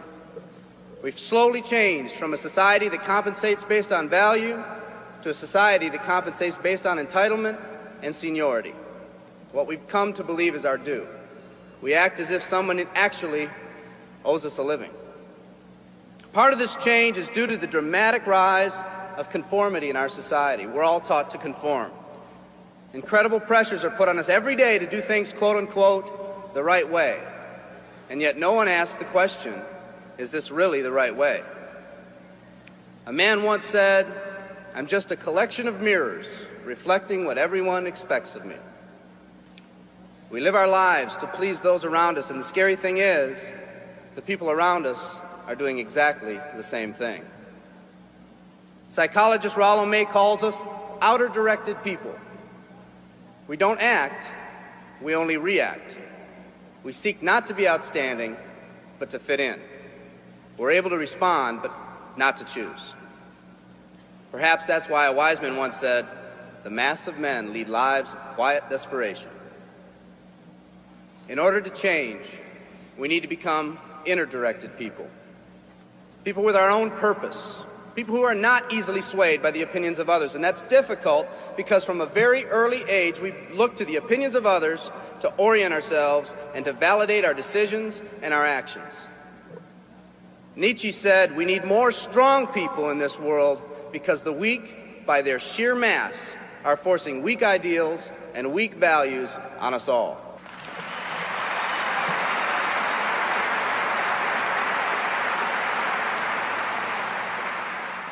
Today's massive social and economic changes are waking this slumbering giant.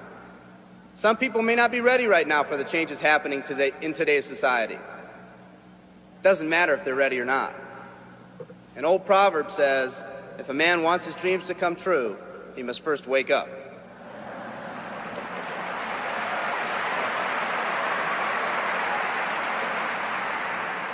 I, for one, am glad for the radical changes in our society because I believe that within that crisis, we will find that independent spirit that once pioneered this country.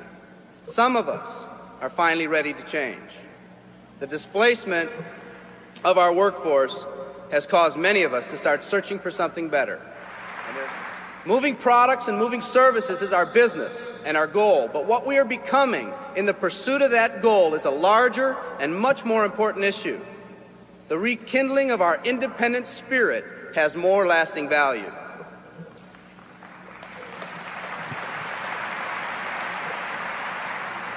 There's no more noble a business than the business that encourages the development of people. Every living organism has one and only one central need in life, to fulfill its own potentialities. The acorn becomes an oak, the puppy becomes a dog, and that's all that's required of the oak and the dog. But the human being's task in fulfilling his or her nature is much more difficult. The reason is, unlike any other living creature on this planet, you've been given the dignity of choice. You'll not grow like a tree. You'll grow only as you plan and choose to grow. When a person chooses to live, two things happen. First, assuming responsibility for themselves takes on a whole new meaning. They accept responsibility not as something they've been saddled with, but as something they themselves have chosen. The second thing that happens is that discipline from the outside is replaced by self-discipline. They accept discipline not because it's commanded, because they themselves have chosen what they want to do with their lives. Just like when the disenfranchised men and women over 200 years ago got fed up and said, I'm not going to live like this one more day, there's another revolution coming. It's coming not just from Americans, but from people all over the world.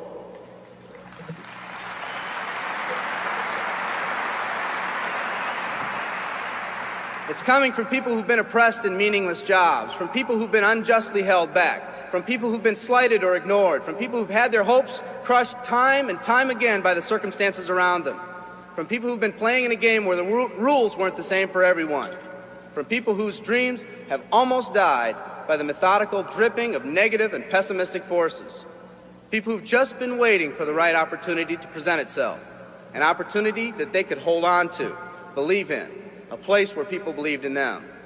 I hear the rumbling of this coming revolution every day.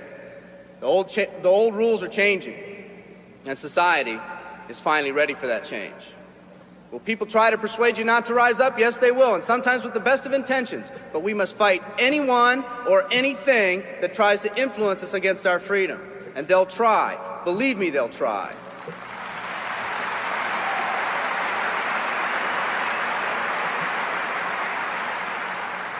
They'll try to suggest you off course, to nudge you off course, to distract you off course.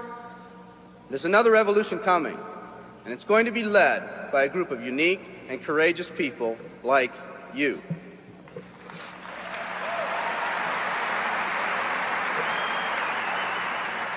People who've had it with the way things are. People who've picked out their mountain in life and said, I'm going to the top.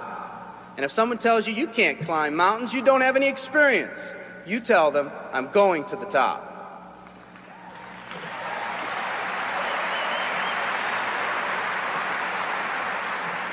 And if your neighbor tells you, come on, choose another mountain, that one's too rocky, what are you going to tell them?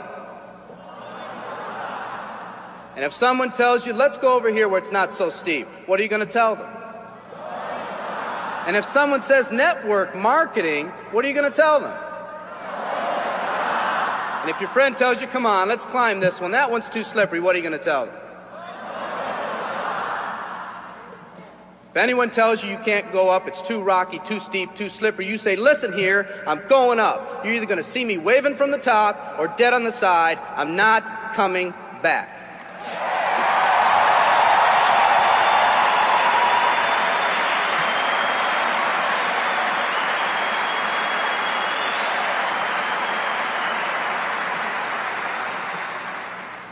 There's something about the do-or-die attitude. It's almost like when someone has a do-or-die attitude, time, fate, and circumstances seem to get together, have a hasty conference, and say, they say they're going to do it or die. We might as well let them have it.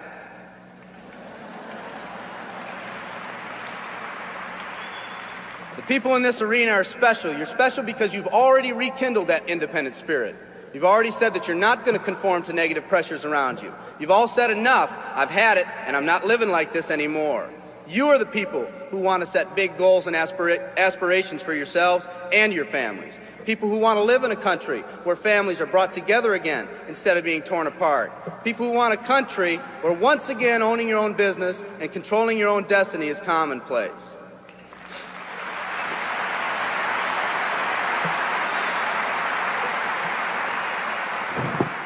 People who want a country where every man, woman, and child is treated with equal respect and dignity.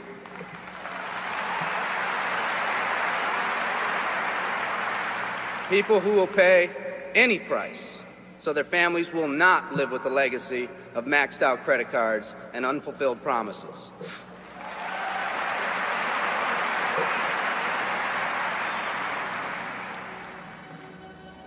Today, we stand at the genesis of a new revolution, and people like you are going to lead it.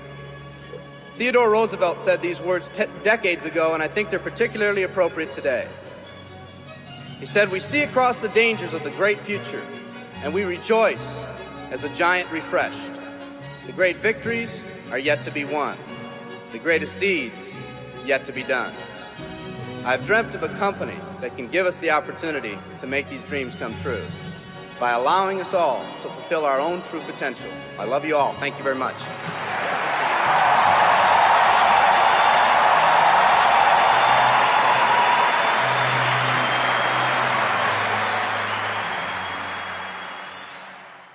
Chapter 7. Skill number 4. Following up with your prospects. In MLM, they say the fortune is in the follow-up. I think that's true, because most people in MLM don't follow up at all, at least not as professionals. You need to understand some important concepts if you're going to master this skill. Concept number 1, follow-up is doing what you said you'd do. If you say you're going to call at a specific time, then do it. The network marketing profession is full of people who get all excited one minute and then go missing in action the next. Run your business through a physical or electronic calendar. Be the person who does what they say they're going to do. People will respect that. I sold real estate the year before I got involved in network marketing. My father and his partner owned the company. One day I was in the office and a gentleman by the name of Chuck Aycock showed up for a 10 a.m. meeting with my dad. It was 9:55 a.m., and my dad wasn't in the office yet. I greeted Chuck and told him I was sure my dad would arrive soon. At 10 a.m. exactly, Chuck got up and said, "It's 10 o'clock. Your dad isn't here. Have him call me if he wants to reschedule the meeting." I couldn't believe it. He came all the way to the office just to leave 30 seconds after the appointment? I told him, "Mr. Aycock, I'm sure he'll be here any minute. There's no need to leave." And then he told me something I never forgot. He said, "Son, you are either early or you are late. He's late, and my time is valuable. Have him give me a call if he'd like to reschedule." And he left. My dad showed up at 10:10 a.m. expecting to meet Chuck. I told him what happened, and he was as stunned as I was. My dad wasn't habitually late or anything. That particular morning, he was just a little casual with his time. He rescheduled the appointment, and I noticed over the years that my dad was always early for his appointments with Mr. Aycock. What's the lesson in this story? For me, the lesson was that people respect a person who does what they say they're going to do. People also respect a person who values their own time. If you say you're going to follow up at a specific time or in a specific way, either do it or reschedule well ahead of your appointment. Concept number 2. The only reason to have an exposure is to set up the next exposure. When I got started, I would conclude every exposure by saying, "What do you think?" No one told me that was one of the worst things to do. It felt like a natural thing to say, but my results were terrible. I asked one of my early mentors for help, and he said, "Eric, the only reason to have an exposure is to set up the next exposure." That blew my mind. I thought the reason to have the exposure was to get the person signed up. He went on to explain that if you finish each exposure by setting up the next one, the prospect will eventually become educated on the opportunity and make an informed decision. The goal in my mind changed from getting the prospect on the first exposure to just keeping the process alive by setting up the next follow-up exposure, then the next, and the next until they made a decision. When I made this small improvement, my results improved dramatically. We talked earlier about how to professionally invite your prospect to take a look at what you have to offer. At the end of that process, we went through several steps to set up the next exposure, meaning your follow-up call. That was your next appointment. When you make that call, you're going to ask them if they reviewed the material. They'll say, "No, I didn't," or they'll say, "Yes, I did." Let's talk about how you'll set up the next exposure in both cases. If they say no, they didn't have a chance to review the material, it's important you don't show your displeasure at their lack of follow-up. It sounds funny, but a lot of people just jump on their prospects with, "I thought you said you'd be able to see it for sure." Obviously, this won't help build that good relationship you're working on. The best way to respond is, "That's okay, I understand sometimes life gets busy. When do you think you could do it for sure, for sure?" You might say, for sure is a little much, but I've used that for decades in this follow-up situation, and I do it because it works. In any case, use whatever language you'd like to use to set up the next time and walk through the same steps to get the commitment. Once you have it, including the date and the time of the next call, the next exposure, then hang up and call them when you said you would. If you call them at the scheduled time and they still haven't reviewed the material, just repeat the process until they do. Remember, they are setting up the appointment, and you are being the professional by following up like you said you would. If you call the prospect and they say yes, they've reviewed the material, you're going to ask them a few intelligent questions. First, you're not going to ask, "What do you think?" This just invites the critical part of the prospect's mind to come up with objections to try to sound smart. The best follow-up question I've ever used is, "What did you like best?" This question will take you in a very positive direction and will give you clues as to the level of their interest.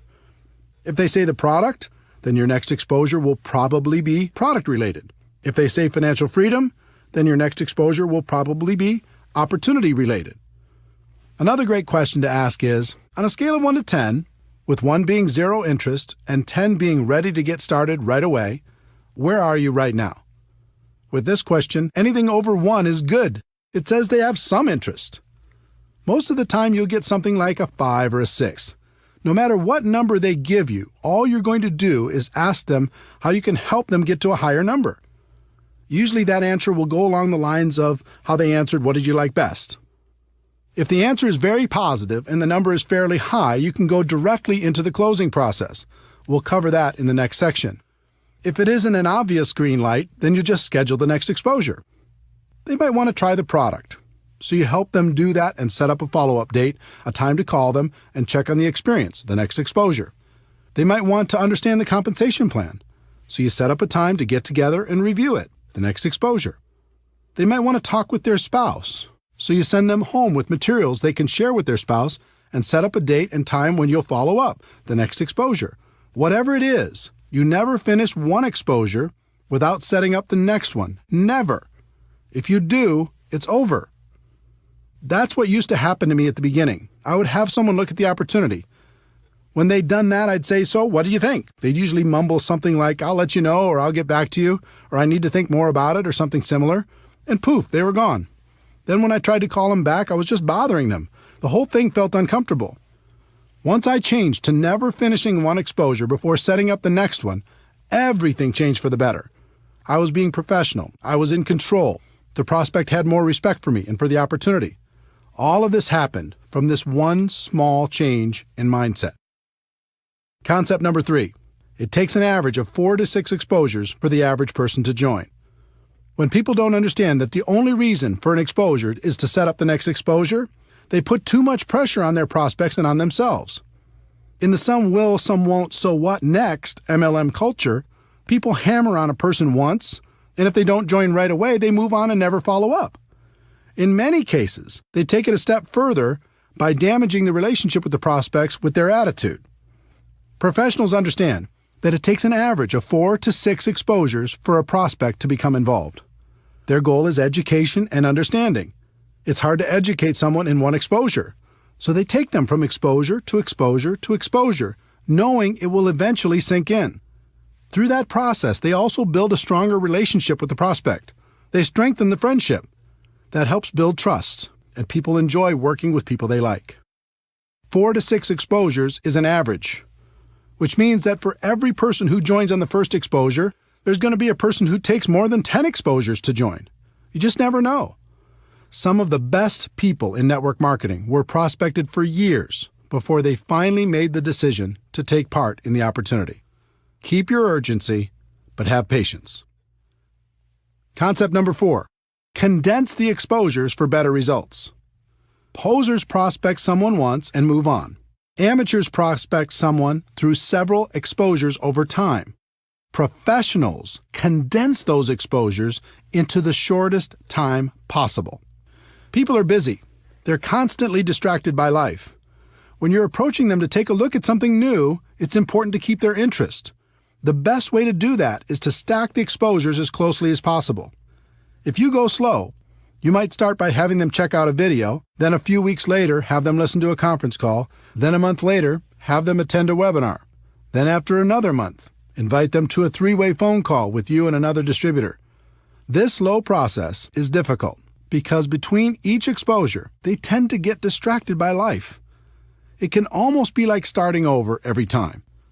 On the other hand, if you have them check out a video, then join a conference call, then try the product, then get on a webinar, then participate in a 3-way call, then come to a live meeting, or whatever combination of exposures you use in your company and do it all in 1 week, you give them the opportunity to really think about how this could change their lives.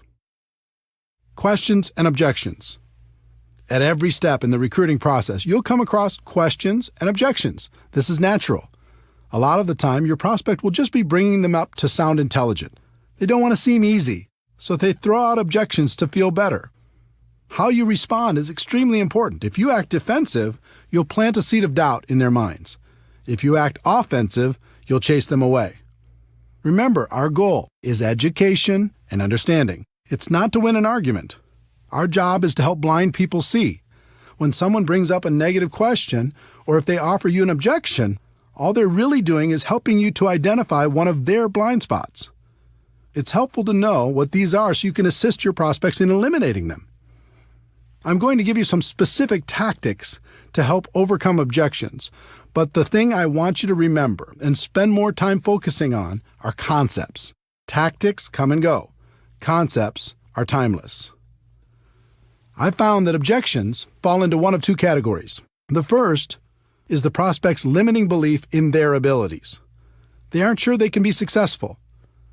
The second is a limiting belief in network marketing.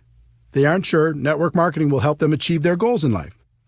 For both categories, one of the best concepts is empathy, how you relate to people. And the best way I know to relate to people is to let them know you're just like they are.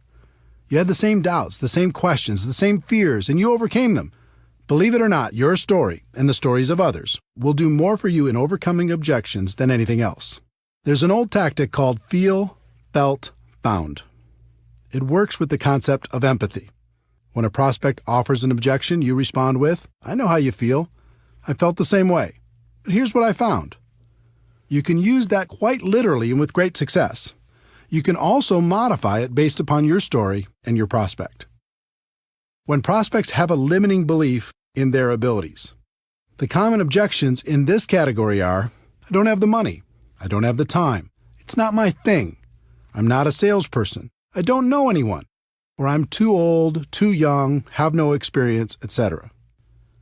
Some people teach fancy approaches where you make yourself seem smart and the prospect seems stupid. "You don't have any money? Do you have a cable bill? Do you have a cell phone? Do you ever go out to dinner? You have lots of money. Come on, wake up."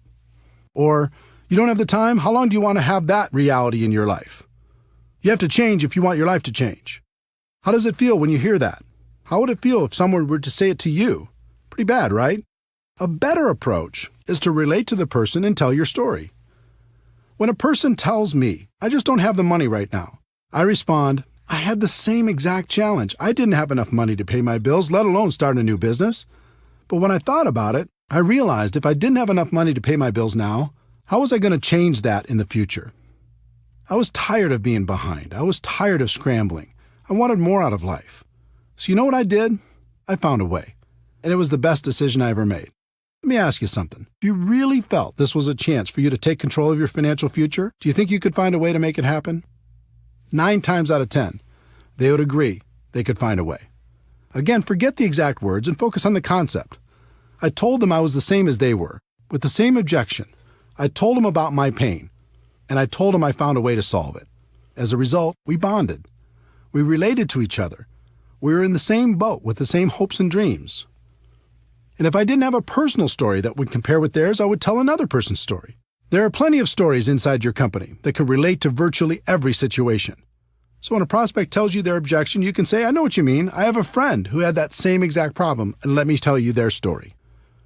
Can you see how that approach would work with all the objections based on a person's limiting belief about themselves and their lives? The concept is simple, it's proven, and the results are amazing.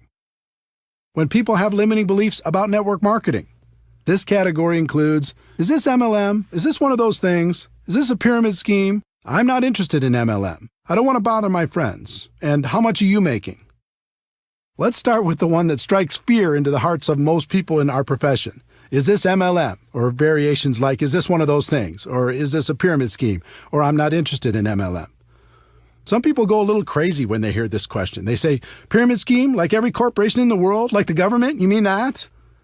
Instead of going crazy on your prospects, it's important to understand where this question comes from. My experience has shown me that they usually knew someone who joined with no success, or else they've done it themselves. Usually they just purchased a virtual lottery ticket like I described earlier and it didn't pay off. This scenario represents well over 90% of the people who will ask this kind of question. The rest of them have heard of opportunities like this and are rightfully skeptical of the promise of getting rich quick. If they ask this kind of question with any sort of emotion, I know they've been involved at some point. So I say, wait a minute. You have a story. What happened? Were you involved in network marketing at some point? Then just let them tell you their story. It opens them up. It lowers their defenses. And it allows you to ask some questions about their experience. Let me give you a typical example. I'm going through my invitation process when the prospect says, wait a minute, is this MLM? And they say it with emotion. I reply, oh, you have a story. Did you try it out at some point? What happened? They say, yeah, I joined a company a few years ago, bought some product, and lost my money. I reply, what do you think was the reason you didn't have success? They say, well, my friend talked me into it. I didn't have a lot of time, and I thought more people would join right away, but they didn't. I guess I just lost interest. I reply, do you think you really gave it a fair shot? They say, no, not really. I reply, do you think network marketing was the problem, or do you think maybe your timing wasn't right?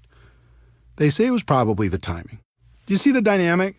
I've had thousands of these conversations, and they're all slightly different. But if you ask some questions and are friendly through the process, you have a strong opportunity to help them get rid of their blind spot and take a look at what you have to offer. In addition, you can relate to them by saying you had the same objection initially and telling them how you overcame it. If someone uses the word pyramid with me, I always say, oh no, pyramid schemes are illegal, and I would never be involved with something illegal. For people asking this with emotion attached, I usually respond with, yes, this is network marketing. Do you know anything about it? Again, I'm asking questions and waiting for answers. From those answers, I ask more questions, and through the process, I can achieve my goal of education and understanding. I don't want to bother my friends is slightly different. Again, I relate to them by telling my story or somebody else's story. And then I ask questions like, what makes you think you'd be bothering your friends? If you truly believed in the product, would you let your friends know about it? And if I could show you how we can share this product with others without it feeling or sounding like a sales pitch, would that help you? The last in this category is, how much are you making? If you're making money already, this is a great question. If you're not, your answer depends on how long you've been involved. If you're brand new, you can tell them you're just getting started. If you've been around for a while and not making big money yet, You can tell them you're working part-time and are really excited about your future. You could also say that you're excited about your future with this company because you knew things weren't going to change if you didn't do something to change them. The other way to answer it is to tell your story and then tell stories of people you know who are making good money. You can even suggest setting up a phone conversation with those people so they can feel more comfortable about the opportunity. All of this takes practice, but if you get the concepts down, you'll find it becomes easy. And the other thing that should encourage you is you'll only have this handful of the same objections for the rest of your career. There's nothing new here. What I've listed in this section is about all there is. Remember, our goal is education and understanding. This is a part of the process that makes that goal a reality.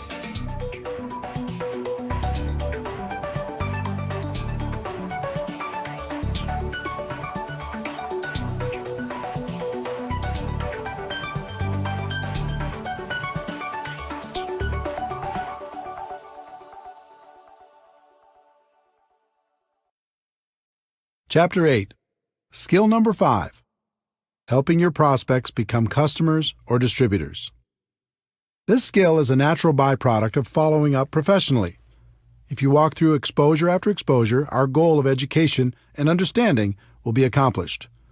But that doesn't mean the prospect will come out and ask you for an order form or an application. It's your job to get them to a decision. The key to success in this area is a combination of having good posture and asking good questions. Good posture means the way you carry yourself. Your words and actions will help your prospect feel more confident about joining your opportunity, or they'll plant seeds of doubt. In my early years, my posture was terrible. I was trying to get people instead of pursuing the nobler goal of education and understanding. And the prospects could feel my intentions. I was very emotionally attached to the outcome. You could even say I was needy. Every time I got to this part of the process, I really wanted it. Again, the prospect could feel my emotional attachment, and that usually scared them away. Through lack of results and without even realizing it, I started to assume people were not going to be interested. And that assumption started to seep into everything, which led to the predictable result of the prospect not joining. Most of the time, I wasn't properly prepared. I didn't have applications, startup materials, or whatever else was necessary. Think about the subconscious impact this had on my prospects. It seemed just about everything I did projected a lack of belief and a lack of professionalism. Instead of asking questions and listening intently to the answers, I just talked and talked and talked. I was more focused on being interesting than being interested. Prospects don't like that. No one does. So again, I followed the pattern of modeling the professionals. I watched what the best closers did and began to copy them.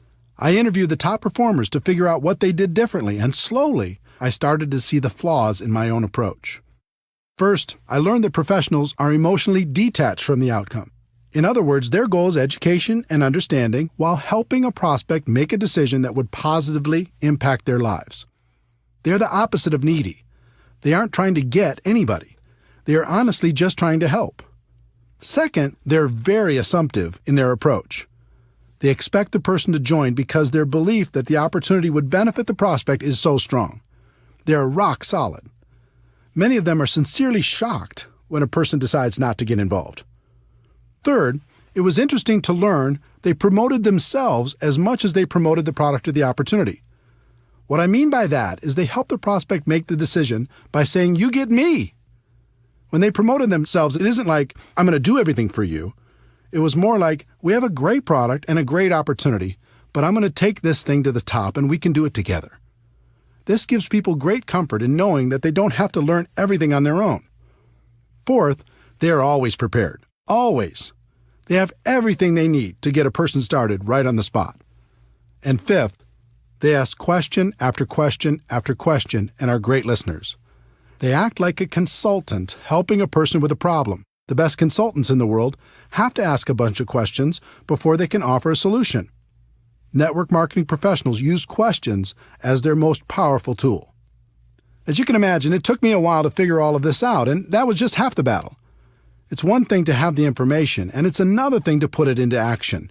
I wasn't as talented as the pros, but I could model what they did, so I just started to act like they acted. I acted emotionally detached. I really wasn't at the beginning. I started to act very assumptive, that people would join. I really wasn't at the beginning. I started to tell people, and you get me, even though I didn't think that was such a huge benefit at the beginning. I was always prepared. I started to ask lots of questions, focusing more on being interested than interesting. And as time went on, I acted less and less and believed more and more. The same can happen for you. Let's talk about questions. If you were a consultant and your job was to figure out if an opportunity was a good fit for your client, what would you do? You'd ask questions, right? In working to help a prospect make a positive decision about your opportunity, you're going to do the same thing. But instead of asking, what did you think, which leads nowhere, learn to ask questions that lead in a positive direction. Did it make sense to you? What did you like best about what you just saw? Pretty exciting, isn't it? Can you see how this could be an opportunity for you? Of these examples, the one I use most is, what did you like best? The answer to that question is almost always positive, and it gives you clues as to the area in which they're most interested. Then I like to say, let me ask you a question on a scale of 1 to 10, with 1 meaning you have 0 interest and 10 being you're ready to get started right now. Where are you? They'll give you a number. And it's usually obvious from their number that they either need more information before they'll make a decision or they're leaning towards getting started now. If you feel they need more information, just guide them to the next exposure that will help them the most.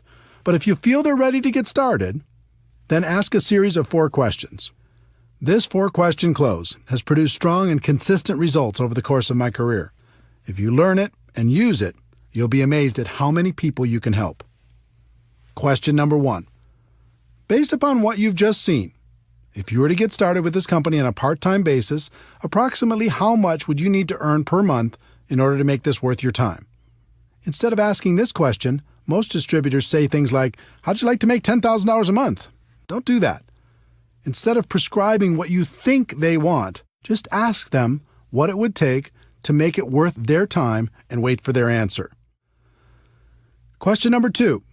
Approximately how many hours could you commit each week to develop that kind of income? Now they have to go inside their head and check their mental calendar to see how much time they would invest to get that kind of money. Question number 3. How many months would you work those kind of hours in order to develop that kind of income? This question makes them think about their level of commitment if they want the income from question number 1. Question number 4.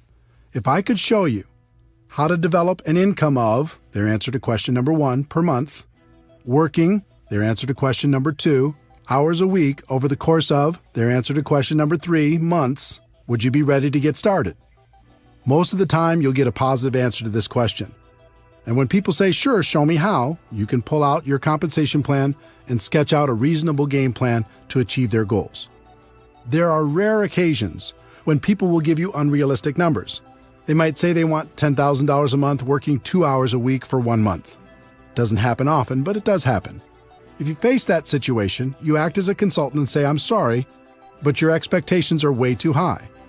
You can get to $10,000 a month, but it'll take more hours and more months than you're willing to commit. If you're willing to change those expectations, we can talk. If you don't get a positive answer to the 4 questions, that's okay. That means the prospect will need to have more exposures before they're ready. Schedule the next one and repeat this process when you're done.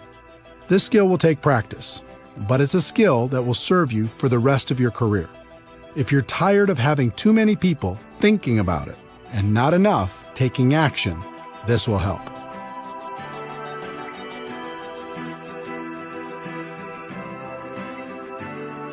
Chapter 9. Skill number 6. Helping your new distributor get started right. In network marketing, people invest enormous effort, time, and money into getting people signed up, and then squander that investment by leaving their new distributors to figure everything out for themselves. Professionals don't do that. They set proper expectations, they help get some quick results, and then continue to guide the new distributor through the many phases of our profession. I was lucky enough to have an early mentor, Michael Nelson, who is very skilled at guiding new distributors. Michael wasn't in my upline, but he was clearly the leader in my city. In addition, he had a lot of experience in our profession. So I listened to what he said, I watched what he did, and I asked him tons of questions. Back in those days, he had a small office close to my home, and I was always hanging around trying to learn something. Michael was a very successful recruiter. He was always bringing on new people. And for the most part, Michael's people did well in the business. That wasn't happening for me. The few people I recruited did nothing. As I watched Michael, I noticed that every time he signed up a new distributor, he scheduled what he called a game plan interview. I decided to model what he did. So the next time he met with a new distributor, I sat behind them close enough to take notes on their conversation. I did this several times and was surprised to learn he went through the same exact interview every time. I thought if I could learn that interview process, then I'd have a chance at his results. Game plan interview, part 1. He validated their decision to become a distributor. He said things like, "Congratulations on making the decision. I'm proud of you for taking charge of your life. From now on, things are going to be different for you and your family." It always took less than 5 minutes, but by the end of their discussion, any doubt they may have had about becoming a distributor was gone. They felt great. Game plan interview, part 2. He set their expectations. He knew most people came into our business with unrealistic expectations, so he always said the same 3 things. If you succeed in this business, it's going to be you who creates that success, not me. And if you fail in this business, it's going to be you who creates that failure, not me. You're going to be the difference between success and failure. I'm here to guide you every step of the way, but I can't do it for you. I'm here to work with you, but not for you. Wow, this was a radical concept and so different from the conversations I had when I got a person started. I said things like, "I get paid from what you produce, so essentially I work for you." Well, what kind of expectation do you think that set in the new distributor's mind? I'd also say, "We are going to build a business together," when that wasn't really true. They needed to build a business. I could be a resource, but I couldn't do it for them. The next thing he said was, "My job is to help you become independent from me as quickly as possible. Do you agree that that's a good goal?" Again, this was radical, but it made sense. Up to that point, I had a group that was extremely dependent on me. They only did something when I pushed. But Michael had a group that produced on their own without his constant help. He had duplication and freedom. I didn't. This set the relationship up so Michael would be the teacher for his group and not the slave. He could show them the skills, and then they could independently build from that point forward. The third thing he said was, "There will certainly be ups and downs as you build your business. There'll be good times and bad times. I'll know when you're in one of the bad times, when you aren't calling me, you aren't showing up for meetings, you aren't on the calls, if I start hearing excuses, that sort of thing. When that happens with you, and it happens with everyone, how do you want me to handle that? Do you want me to leave you alone? Or do you want me to be persistent and remind you why you made this decision in the first place?" This was brilliant, because it's true that everyone will have times of self-doubt. He let them know it was natural, and at the same time, set up the relationship so he was in a position to turn them around when it happened. What Michael accomplished with these 3 concepts was so different from promising the world like I was doing, that it was night and day. With my approach, the distributor would sit back and wait for me to perform.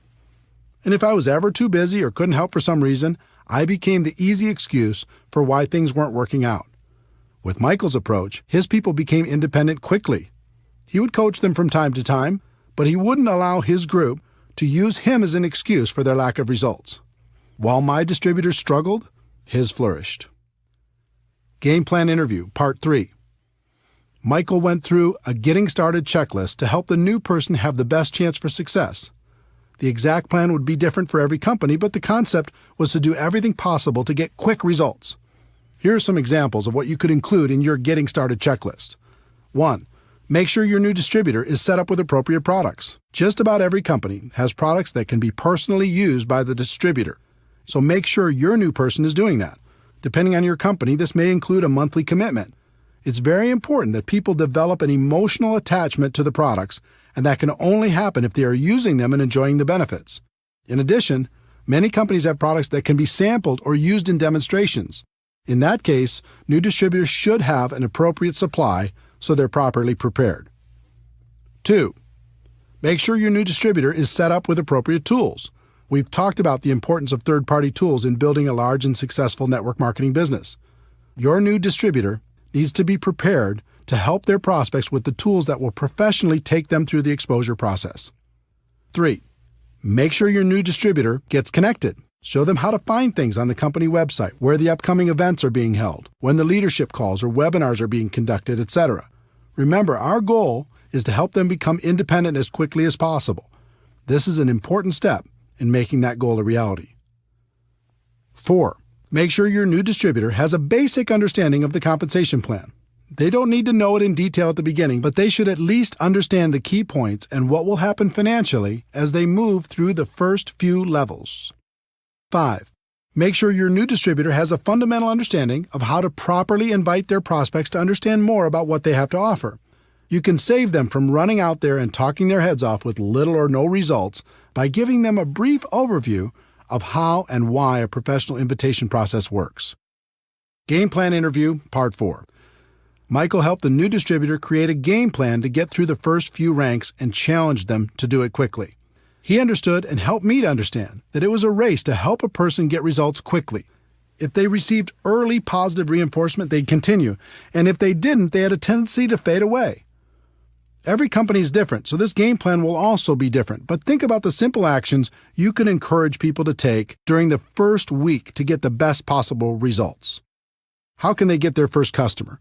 How can they get their first distributor? Can you encourage them to attend their first company event? What steps can you take to help them earn their first commission check? Success in network marketing wasn't real for me until I earned that first check. When it arrived, everything changed for me. I started to really dream about creating a better life for myself and my family. Helping your new person get off to a quick start is vital. Game Plan Interview, Part 5. Michael always ended by giving some specific assignments. One thing I've learned is new distributors crave direction, and they respond incredibly well to simple assignments. Michael always ended by giving those assignments along with a deadline for them to be completed. He told his new distributor to get back to him by a specific date. It's just like the exposure prospecting process. You go from exposure to exposure, but it doesn't end until they become distributors. The professionals continue to go from exposure to exposure, assignment to assignment. The purpose of all this is to help the new distributor get over the line. When someone gets started, there's always a line between success and failure. On one side of the line, it's easier to quit than continue. On the other side of the line, it's easier to continue than to quit. What can help a person get over the line? Signing up their first customer, signing up their first distributor, getting their first commission check, attending a big company event, making friends inside the organization, proclaiming their intentions to the world, getting promoted to a new level, being recognized for some sort of achievement. There are hundreds of other things that can contribute to a person getting over the line. As a sponsor, your job is to help them get over the line and stay over the line. And the line never really goes away. It's always there. And you as a leader need to be constantly aware of where your people are emotionally. This way you can continue to encourage them to never let go of their dreams.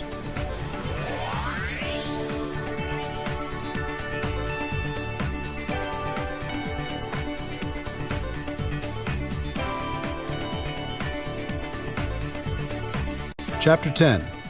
Skill 7. Promoting events. In network marketing, meetings make money. It's just that simple. Yes, technology can help us connect with people in ways that are becoming more and more efficient, but nothing replaces face-to-face interaction. Meeting people one-on-one, in small groups, or at local or bigger events will have a huge impact on the long-term success of any network marketing organization.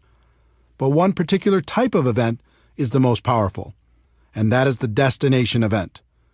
It might be a company-sponsored event or one put on by your upline leadership, but a destination event is one where most of the attendees travel to a different city, stay at a hotel, and participate in a conference or convention. Some try to argue that the destination event is dead in the new technology world and people won't travel for these things anymore. All I can tell you is those people aren't top earners in our profession. If you study what the successful people do to build their network marketing organizations, you'll find that virtually every one of them uses destination events as a cornerstone for building their business. There's something magical about getting away from your day-to-day grind and focusing completely on your dreams. Total immersion, even if it's only for a weekend, is good. You can use it to refocus and recommit to your future and gather the strength necessary to go back home and do what's necessary to move your business forward. You gain strength from the presentations you hear during the event. Sometimes a person says something at just the right time in your life and it changes you forever. Over 20 years ago, I was at a convention when a guy by the name of Johnny Daniel said, "You can tell the size of the man by the size of the problem that gets him down." That statement went right into my heart and has helped me ever since. If I ever get sad or depressed, something inside me says, "Is this the size of Eric?" I answer no, pick myself up, and get moving again. I've had hundreds of those moments over the years at destination events. I gave up blaming at an event. I decided to become a professional at an event. I realized no one could stop me at an event. I decided to go to the top at an event. In fact, as I think back, I can't think of a single significant moment in my network marketing career that didn't happen at an event. They're that powerful. In addition to gaining strength from the presenters, you'll also receive incredible validation of your decision to be involved. It's a concept called social proof, and it's very important. As human beings, we're wired to seek proof from sources outside of our own thoughts and experiences. At a destination event, you'll see lots of other people who've made the same decision you have, and that feels good. Also, you'll see how some of them have overcome their fears and gone to the highest levels in your company. You start to think, if they can do it, maybe I can do it too. There's also some positive peer pressure involved. Most destination events include recognition programs: who won the contest, moved to the next rank, earned the top income, or spoke from the stage. When I went to my first event and I saw all the people walking across that stage, I had one thought: the next time I'll be walking across that stage. It was inspiring that so many people had accomplished what I hadn't done yet. It made me think I could do it, and it made me work on a plan to make it happen. In addition to being inspired, I also didn't want to show up at the next event without some improvement in my business. That positive peer pressure helped me face my fears and make it happen. Overall, the sense of community at a destination event is comforting. We all live in a world filled with ignorant people when it comes to network marketing. That can be discouraging at times. But when we go to a big event, suddenly we're surrounded by people who think like we think. They have similar beliefs, hopes, dreams, aspirations, and positive attitudes. Spending time with this amazing group of people can literally fill us back up again, so we have strength for the next push. Once you understand how important destination events are to the success of your business, you need to learn how to effectively promote them to your organization. It's really simple. The more people from your group attend events, the more money you're going to make in our profession. Top leaders know exactly how many people are attending, and they make sure to grow that number at every new event. Think about it. Take two distributors, who each have a group of 100 people. Distributor A makes it a priority and gets everyone to attend every major destination event. Distributor B doesn't make it a priority, so only a handful attend. Which group is going to be more successful? It's not even a contest. The first step in developing a culture that promotes attendance at destination events is to personally be more committed than anyone else to attending and helping others make the same decision. That means you need to lead by example and never miss a destination event. When I first started in this profession, I didn't know how I was going to do it. I didn't have the money, and I couldn't afford the time. I had the same obstacles as everyone else. But something happened to me at my first event that changed everything. I scraped up enough money to get there, and it was a mind-blowing experience. The stage, the lights, the people, the stories, it was awesome.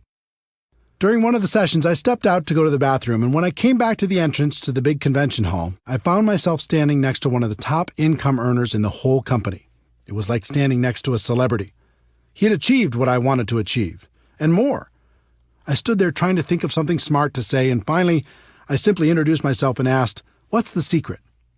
Now, today I know there isn't a secret, and he could have said the same thing to me, but instead, he had a little compassion and gave me an important lesson that serves me to this day. He said, "Eric, do you see this room? It holds about 2,000 people. We have these events about 3 times a year. Here's the secret.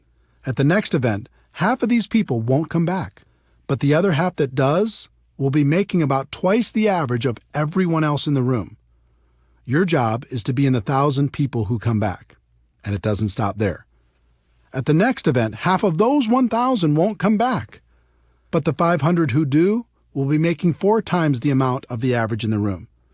This continues from event to event. If you continue to come back, you'll end up being among the highest paid people in the room, and eventually, you'll even find yourself presenting on stage." I said, "That's it?" And he replied, "Eric, obviously you're going to have to continue to work on your skills in between events, but my experience has shown me that if you outlast people at our big events, you'll make it to the top." This was pretty simple for me to understand. I thanked him and made a resolution on the spot to never miss a big company event. It wasn't easy. Sometimes the event tickets alone were a problem. I made it a priority and found a way to buy them. Sometimes childcare was an issue. I relentlessly searched for babysitters until we found someone we could trust. Sometimes I struggled with how to get to the event. Instead of taking a nice, comfortable direct flight, sometimes I had to book one with 2 or 3 connections. Instead of flying, sometimes I had to drive, even piling into one vehicle with a group of people to get there. There were even times when I reserved a bus and recruited people in my area to share the ride. The point is, I made it a priority and I made it to the event, no matter what. As for accommodations, today I stay in a suite, but it wasn't always that way. At the beginning, I often shared a room with as many people as possible. Instead of room service, we'd go to the local grocery store and get food for inexpensive meals. And the minibar was strictly off limits. Bottom line, the advice I received all those years ago worked. Because I was ambitious and hungry, I figured out a way to outlast the people who were less committed. And just like that top income earner had told me, my income continued to grow with each event. On top of that, another strange thing happened. I started to feel different than everyone else. I started to feel like an Iron Man. I started to be proud of the fact that I was still standing when other people lost faith.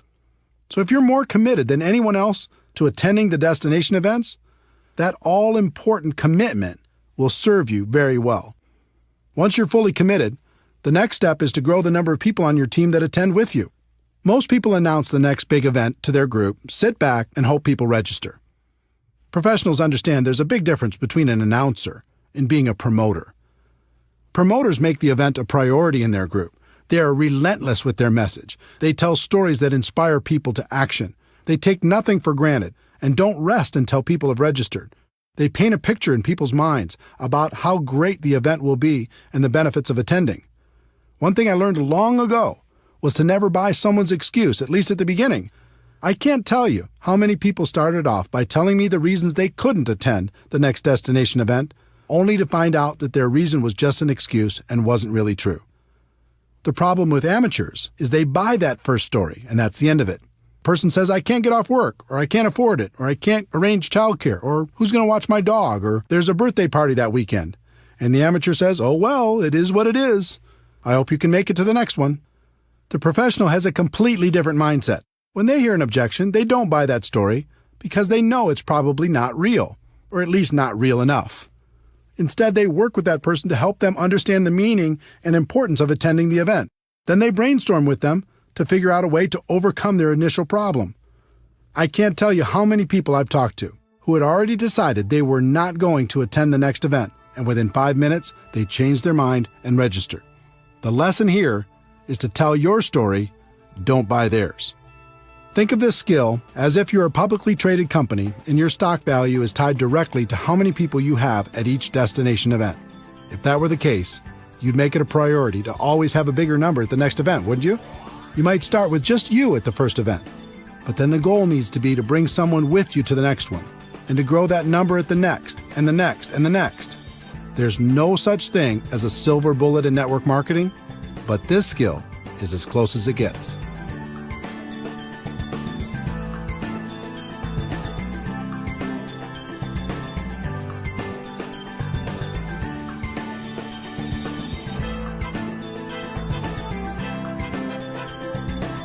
Chapter 11. Anything worthwhile takes time. If a person starts a traditional business, they expect to break even in their first year and possibly pay back their initial investment in the first 5 years. But when a person starts a network marketing business, they expect to get their money back in the first month, make a profit in their second month, and get rich by the third month. And when that doesn't happen, they blame network marketing. It's like people don't want the laws of the business world to apply to network marketing. We do have a better way, but we're not selling magic beans here. Anything of value takes time to develop. I learned a great lesson early in my network marketing career. From time to time in your life, your income might take a lucky jump. You might be in the right place at the right time. But if you don't quickly grow as a person to that new higher level, your income is going to come back down to the level of who you really are. In the end, you only get to make what you are. How many people do you know that hit it big and lost it all? I learned this lesson the hard way in my first few months in MLM. Back in 1988, I joined a company that had a $5,000 upfront package, which paid the sponsor between $1,200 and $2,400 depending on their level. Although I'm glad most of those big money packages have left our profession, back then a person could make some pretty big money fast. In my first month with that company, I earned approximately $7,400. If you remember, my strategy was to quickly call my dad's friends before he could get to them. I was ecstatic. In my second month, I earned about $12,200. Unbelievable. But then reality kicked in. I wasn't a $12,000 a month person. I hadn't worked on my skills. I wasn't developing myself. I was just riding the wave. My third month's check was $1,098.60. Looking at that check was like looking at myself in the mirror. It showed me who I was. It was an ugly feeling. My first reaction was to quit and blame everyone and everything for my bad check. But eventually I realized that to earn more, I needed to become more. I needed to work on my skills, so I didn't have to rely on luck or timing or positioning. You might have heard, you can get rich quick, or there's no work involved, or the product sells itself, or any number of trumped-up statements. But you must learn to give up those false and unrealistic expectations and go to work on you. The 1-3-5-7 formula. There's a formula I've seen work in our profession. I call it the 1-3-5-7 formula. As a general rule, it will take you about 1 year to become competent and profitable in network marketing. You'll know the basics, you'll cover expenses, and you'll be learning. It'll take about 3 years of consistent part-time effort in order to go full-time. It'll take about 5 years of consistent effort to become a six-figure earner or above. And it will take about 7 years of consistent effort to become an expert. Now, that doesn't mean you can't make more than that in the short term. Many people do. It just means if you want to keep making that kind of money, you need to eventually become an expert. When you think about it, 7 years isn't so bad, especially when a good portion of it is part-time. You're going to be 7 years older anyway. You might as well become an expert over that period of time instead of just going through the motions. How to learn. Once you make the commitment to focus on your skills, the next thing you need to do is figure out the best way to learn. One of the best things that ever happened to me was realizing there are no bad experiences and no good experiences, only learning experiences. This was a major breakthrough. In other words, let go of the outcome and focus on what you can learn from every experience. This took so much pressure off me. Instead of always looking for great experiences, I started focusing on how many experiences I could have, because the more I had, the more I could learn. Another attribute of a top earner in MLM is they are what I like to call an active student. As a professional, they're always learning, always growing, always trying to get better. Lou Holtz said it best. In this world, you're either growing or you're dying, so get in motion and grow. I think that's true. Never stop learning. Model successful behavior. Try to avoid reinventing the wheel when you get involved in this profession. The hard work has already been done. No matter what company you're in, it's easy to find someone who's very successful. Doesn't matter if it's getting customers, finding prospects, inviting, presenting, following up, closing, getting people started, building for events, or any other skill. There are people in your company right now who have them mastered. And unlike other professions, the successful people in your company are eager to share their secrets. All you need to do is model their behavior, and you can begin to enjoy their results. Study. Audio programs got me started. Back in 1988, someone gave me a bootleg copy of a talk Jim Rohn gave to the Shackley Company. It was called The Seed and the Sower, and it rocked my world. I bet I listened to that audio cassette in my car 500 times. From there, I did some homework on Jim Rohn and purchased his Challenge to Succeed audio program. Jim Rohn gave me hope, but more than that, he gave me direction in my continual personal development. That audio program launched my personal development journey. Through the years, I continued with dozens of different audio programs, all incredibly helpful in keeping my mind right. There's something magical about audio. It whispers in your ear, reminding you of your dreams, of your potential, and how to get there. In addition, it's repetitive. You probably won't read a book over and over, but you'll listen to an audio program over and over, especially if it's entertaining. And it seems like each time it's different, and it is because you're different. Jim Rohn also taught me to be a reader. No matter what you're trying to learn, there's someone who has devoted their entire life to the subject and is offering it to you for pennies. Take them up on that offer. In our electronics-focused, attention-deficit society, fewer people seem to read books. That's not true for leaders. Ask the top-earning distributors if they're readers. More importantly, ask them what they're reading. I wasn't much of a reader before I became a network marketing professional, but since 1988, I've read an average of about 4 books a month. Those books have shaped my life and my career for the better. Commit to just 10 pages a day, and you can read a 300-page book in a month. That's a great start. Video. Video is another source of great learning. Sometimes I like to watch training programs instead of just listening. It's part of the reason I decided to use video as my main focus at networkmarketingpro.com. I found if I created a short video with interesting information every day, people received tremendous value. If you'd like to check out hundreds of free videos, you can go to networkmarketingpro.com. It's free. Online. The internet has changed the way we learn and gather information. You can take advantage of online tutorials, watch online videos, attend online webinars, or even watch events live with streaming technology. Events. The best way I know to really internalize life-changing information is to attend live events. As I've already told you, most of my defining moments have come from events. On one side, there's always good information for a person who's listening. On the other side, when you eliminate all of the other distractions in life and just focus, like you do at an event, you have a chance to really hear. Both sides are good. Be careful of distractions. With all of the choices available to you in terms of studying your craft, now more than ever, you must be careful about what you allow into your mind.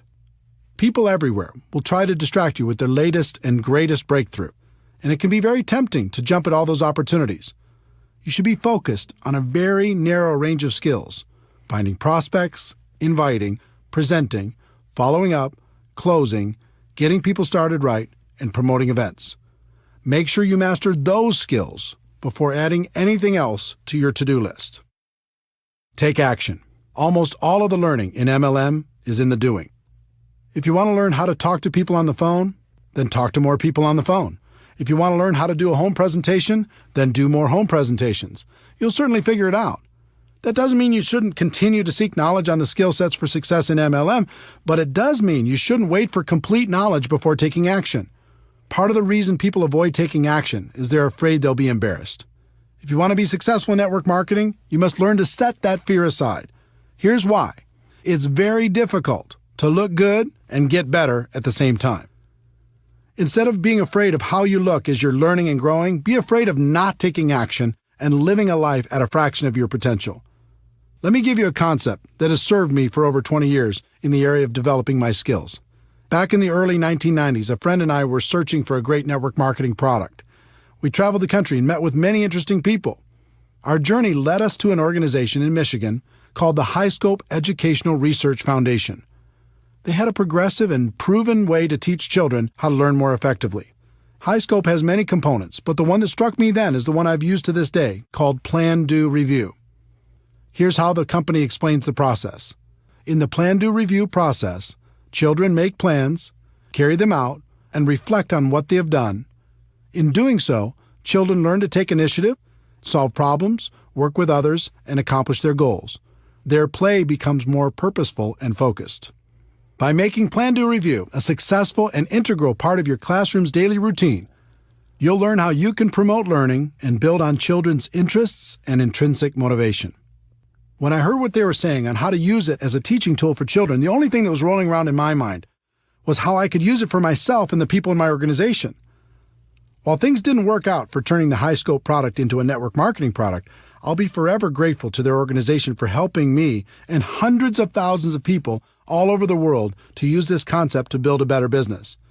Here's how I've used and taught the concept for over 20 years now. Choose a skill you want to develop. 1. Make a plan. 2. Do your plan.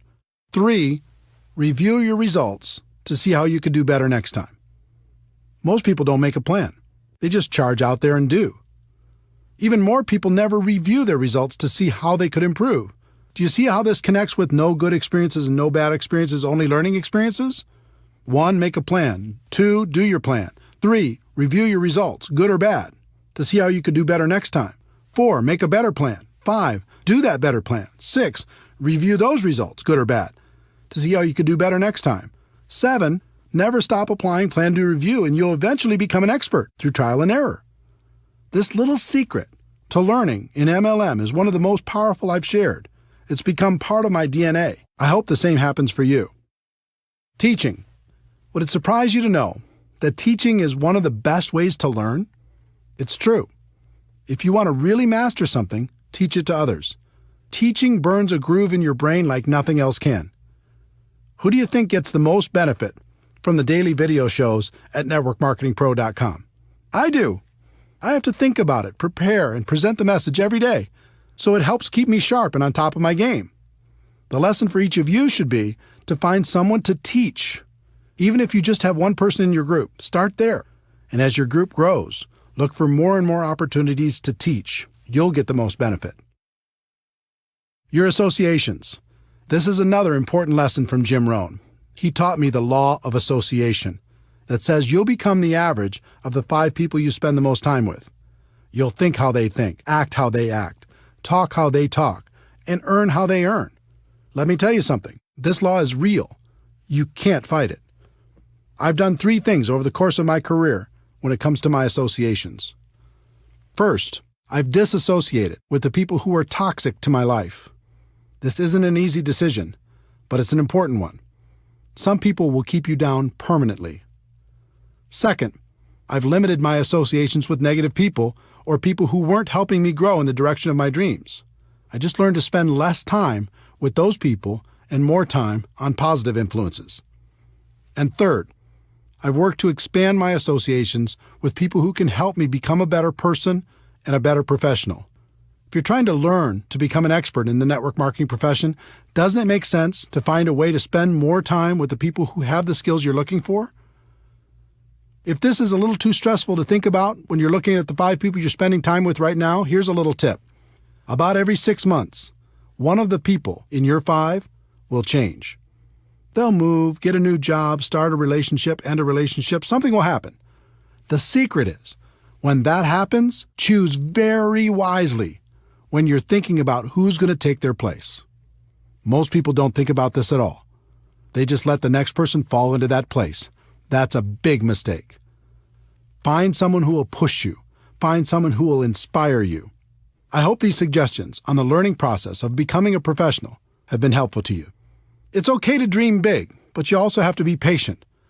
Anything of value takes time. Continue to develop your skills. Become a permanent student. Those skills will make a place for you for the rest of your life. There's one more concept you need to understand.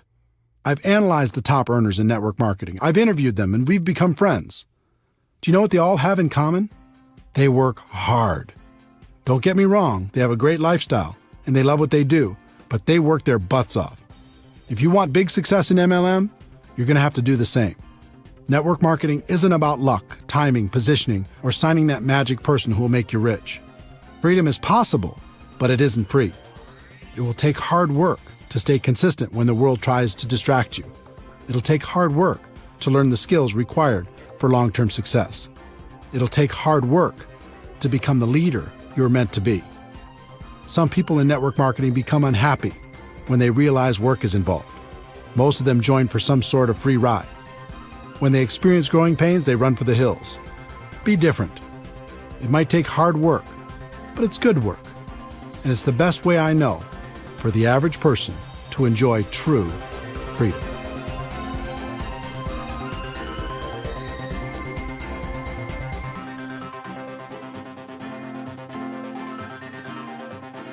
Chapter 12. It's all worth it. Network marketing can be challenging. It's an emotional experience. The ups and downs can be dramatic. But in the end, for so many reasons, it's all worth it. The career you'll create. If you decide to become a network marketing professional, you'll not only create an income for yourself, but you'll create a career.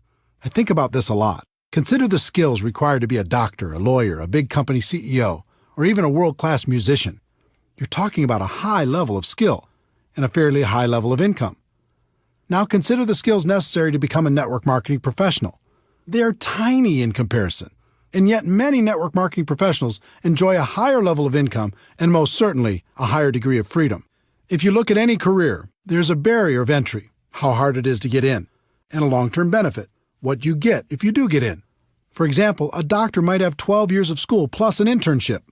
That takes intelligence some of us don't have, money some of us don't have, or even possibly contacts some of us don't have. At the end, they get to enjoy a long-term benefit, although many of them would say the benefit wasn't worth the investment. There's always a ratio between the barrier of entry, and the long-term benefit. There's no question in my mind that of all the professions in the world, the profession of network marketing has the best ratio when you compare the low barrier of entry with the high long-term return. One of the best decisions in my life was making a career out of network marketing instead of just messing around. Becoming a professional made all the difference, and now it's great fun to spend a good portion of my time helping other people do the same thing. The freedom you'll enjoy. Freedom is an interesting word. When it comes to work, I think we understand the concept, but not the entire meaning. For me, freedom means having choices. It means living the life I want to live instead of the life other people want me to live. Do you remember the imagination you had as a child? Imagine your life without limits. You wake up when you're done sleeping. You're doing work that is fulfilling and makes you happy. You get to work with people you enjoy. You don't have to compromise all the time. You work when you feel like working, but you also play when you feel like playing. You get to spend tons of time with the people who are important to you. You're living a big life and not wasting away in a box. When you get a clear picture of what freedom is about, you'll find the price you need to pay to achieve it in network marketing is very low.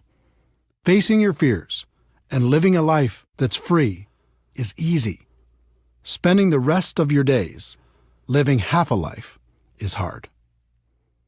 The lives you'll touch. It's one thing to create freedom for yourself and your family. It's another thing altogether to help someone else do the same. There are so many people struggling in this world. You have the ability to help people see a bigger picture for themselves. You can give hope to the hopeless. You can encourage their dreams. You can provide them with the inspiration necessary to face and overcome their fears. One of my greatest joys is to appear in someone else's testimonial. It's great to hear that someone was lost, and in some small way, I was able to help them find their way. Network marketing allows you to do this on a big scale. Not only can you help one person, but you can help hundreds or even thousands to live a better life. And the exciting thing is, that's just the beginning. It's just like throwing a rock into a pond. When it hits the water, you see the ripples growing larger and larger until they hit every edge of the pond. In network marketing, sometimes you don't see all the ripples. You might be aware of the impact you had on one person's life, and maybe one or two more ripples, but they keep growing whether you see them or not. That's why I do what I do. It's why I wrote this book. I know people will be positively impacted, and that's a stone thrown in the water. But then they'll make a positive impact on others, and the ripples begin. And those people will do the same and over and over and over again. With network marketing, you really can make a difference. The people you'll meet. Network marketing has introduced me to the most amazing people. This profession gives you the chance to not only expand your group of friends, but also to be able to spend more time with them. You'll never find a more passionate group of entrepreneurs in any other profession. These people love life and spend their time lifting each other up. Here's an example of what that means to me and what it can mean for you. You can name virtually any state in the United States or any other country in the world, and a friend instantly pops into my mind. Network marketing has also introduced me to many of my heroes. I've been lucky enough to share the stage and become friends with great people, including Anthony Robbins, Brian Tracy, Dennis Waitley, the late Stephen Covey, Tom Peters, Les Brown, the late Og Mandino, David Bach, Robert Kiyosaki, Harvey Mackay, Art Williams, Ken Blanchard, Tom Rath, Daniel Pink, Mark Victor Hansen, Jack Canfield, Jeffrey Gitomer, Gary Vaynerchuk, Tom Hopkins, and many, many others. On top of all that, I've been able to learn from more million-dollar MLM learners than I could count. All of them have had a positive impact on my life and my career. This profession also helped introduce me to my amazing wife, Marina. I was in Moscow for a big MLM training event, and she was attending that event with her family. Because she could speak multiple languages, she was helping to translate backstage. I was smitten. Our first date was in Red Square at midnight after the event. With the snow softly falling around us, I'll never forget it. We've been together ever since. I'm not saying you'll find the love of your life in MLM, but I am saying you'll find friendships that will last a lifetime. The places you'll see. If you build a large and successful network marketing business, a few things will happen. First, you'll win some trips that will be trips of a lifetime. Second, you're going to need to support your organization as they expand into every territory or country where your company does business. And third, you're going to have enough money and time to go wherever you'd like. It's been said that your life can be measured by the number and intensity of your experiences. If that's true, I've already lived a very long life. I've been to every state in the United States with the exception of Alaska, and I'll remedy that soon. I've also been to about 40 countries around the world.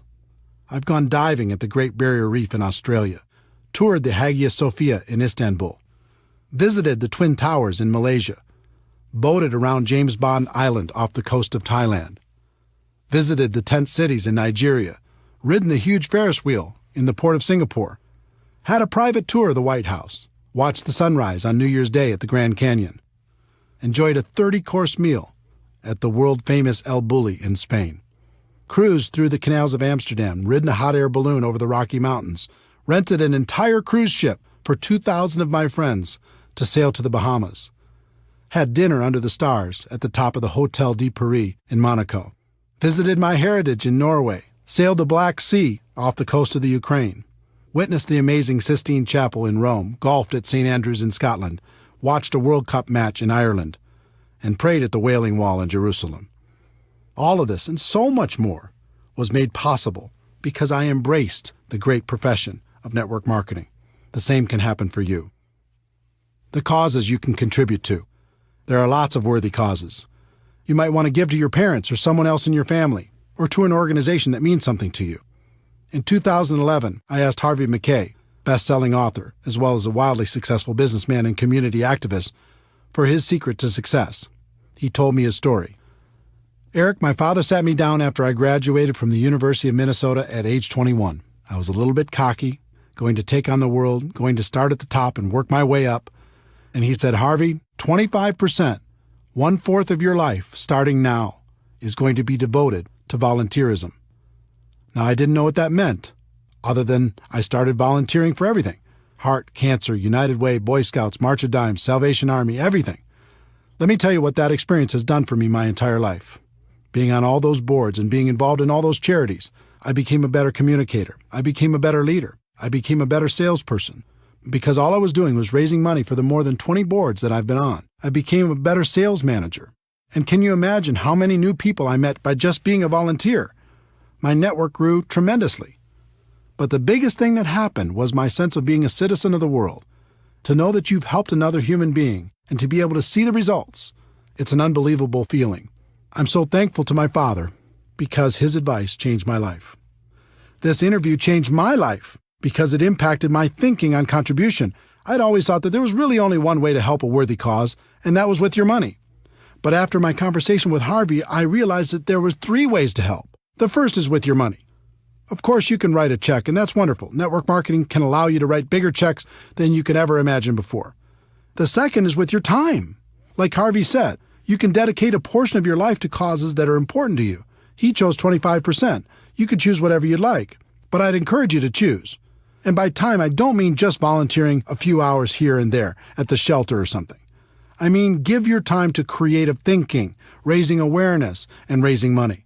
And the third is probably most important, and that is with your influence.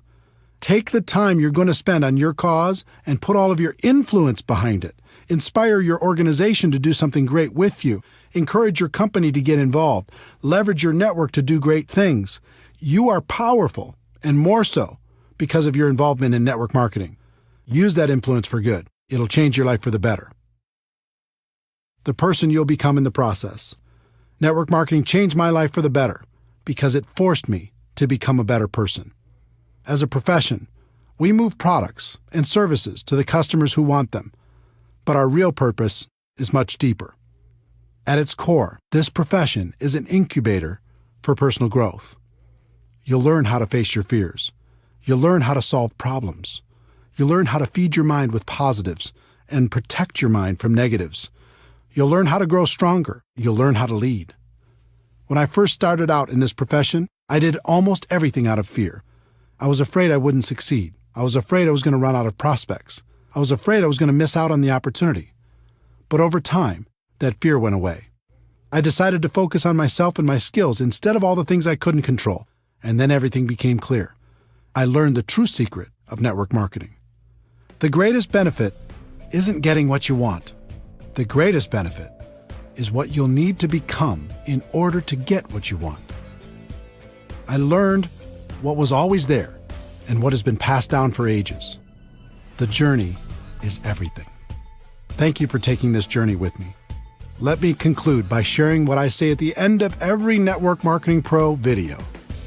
Ladies and gentlemen, my wish for you is that you decide to become a network marketing professional, that you decide to go pro, because it is a stone cold fact that we have a better way.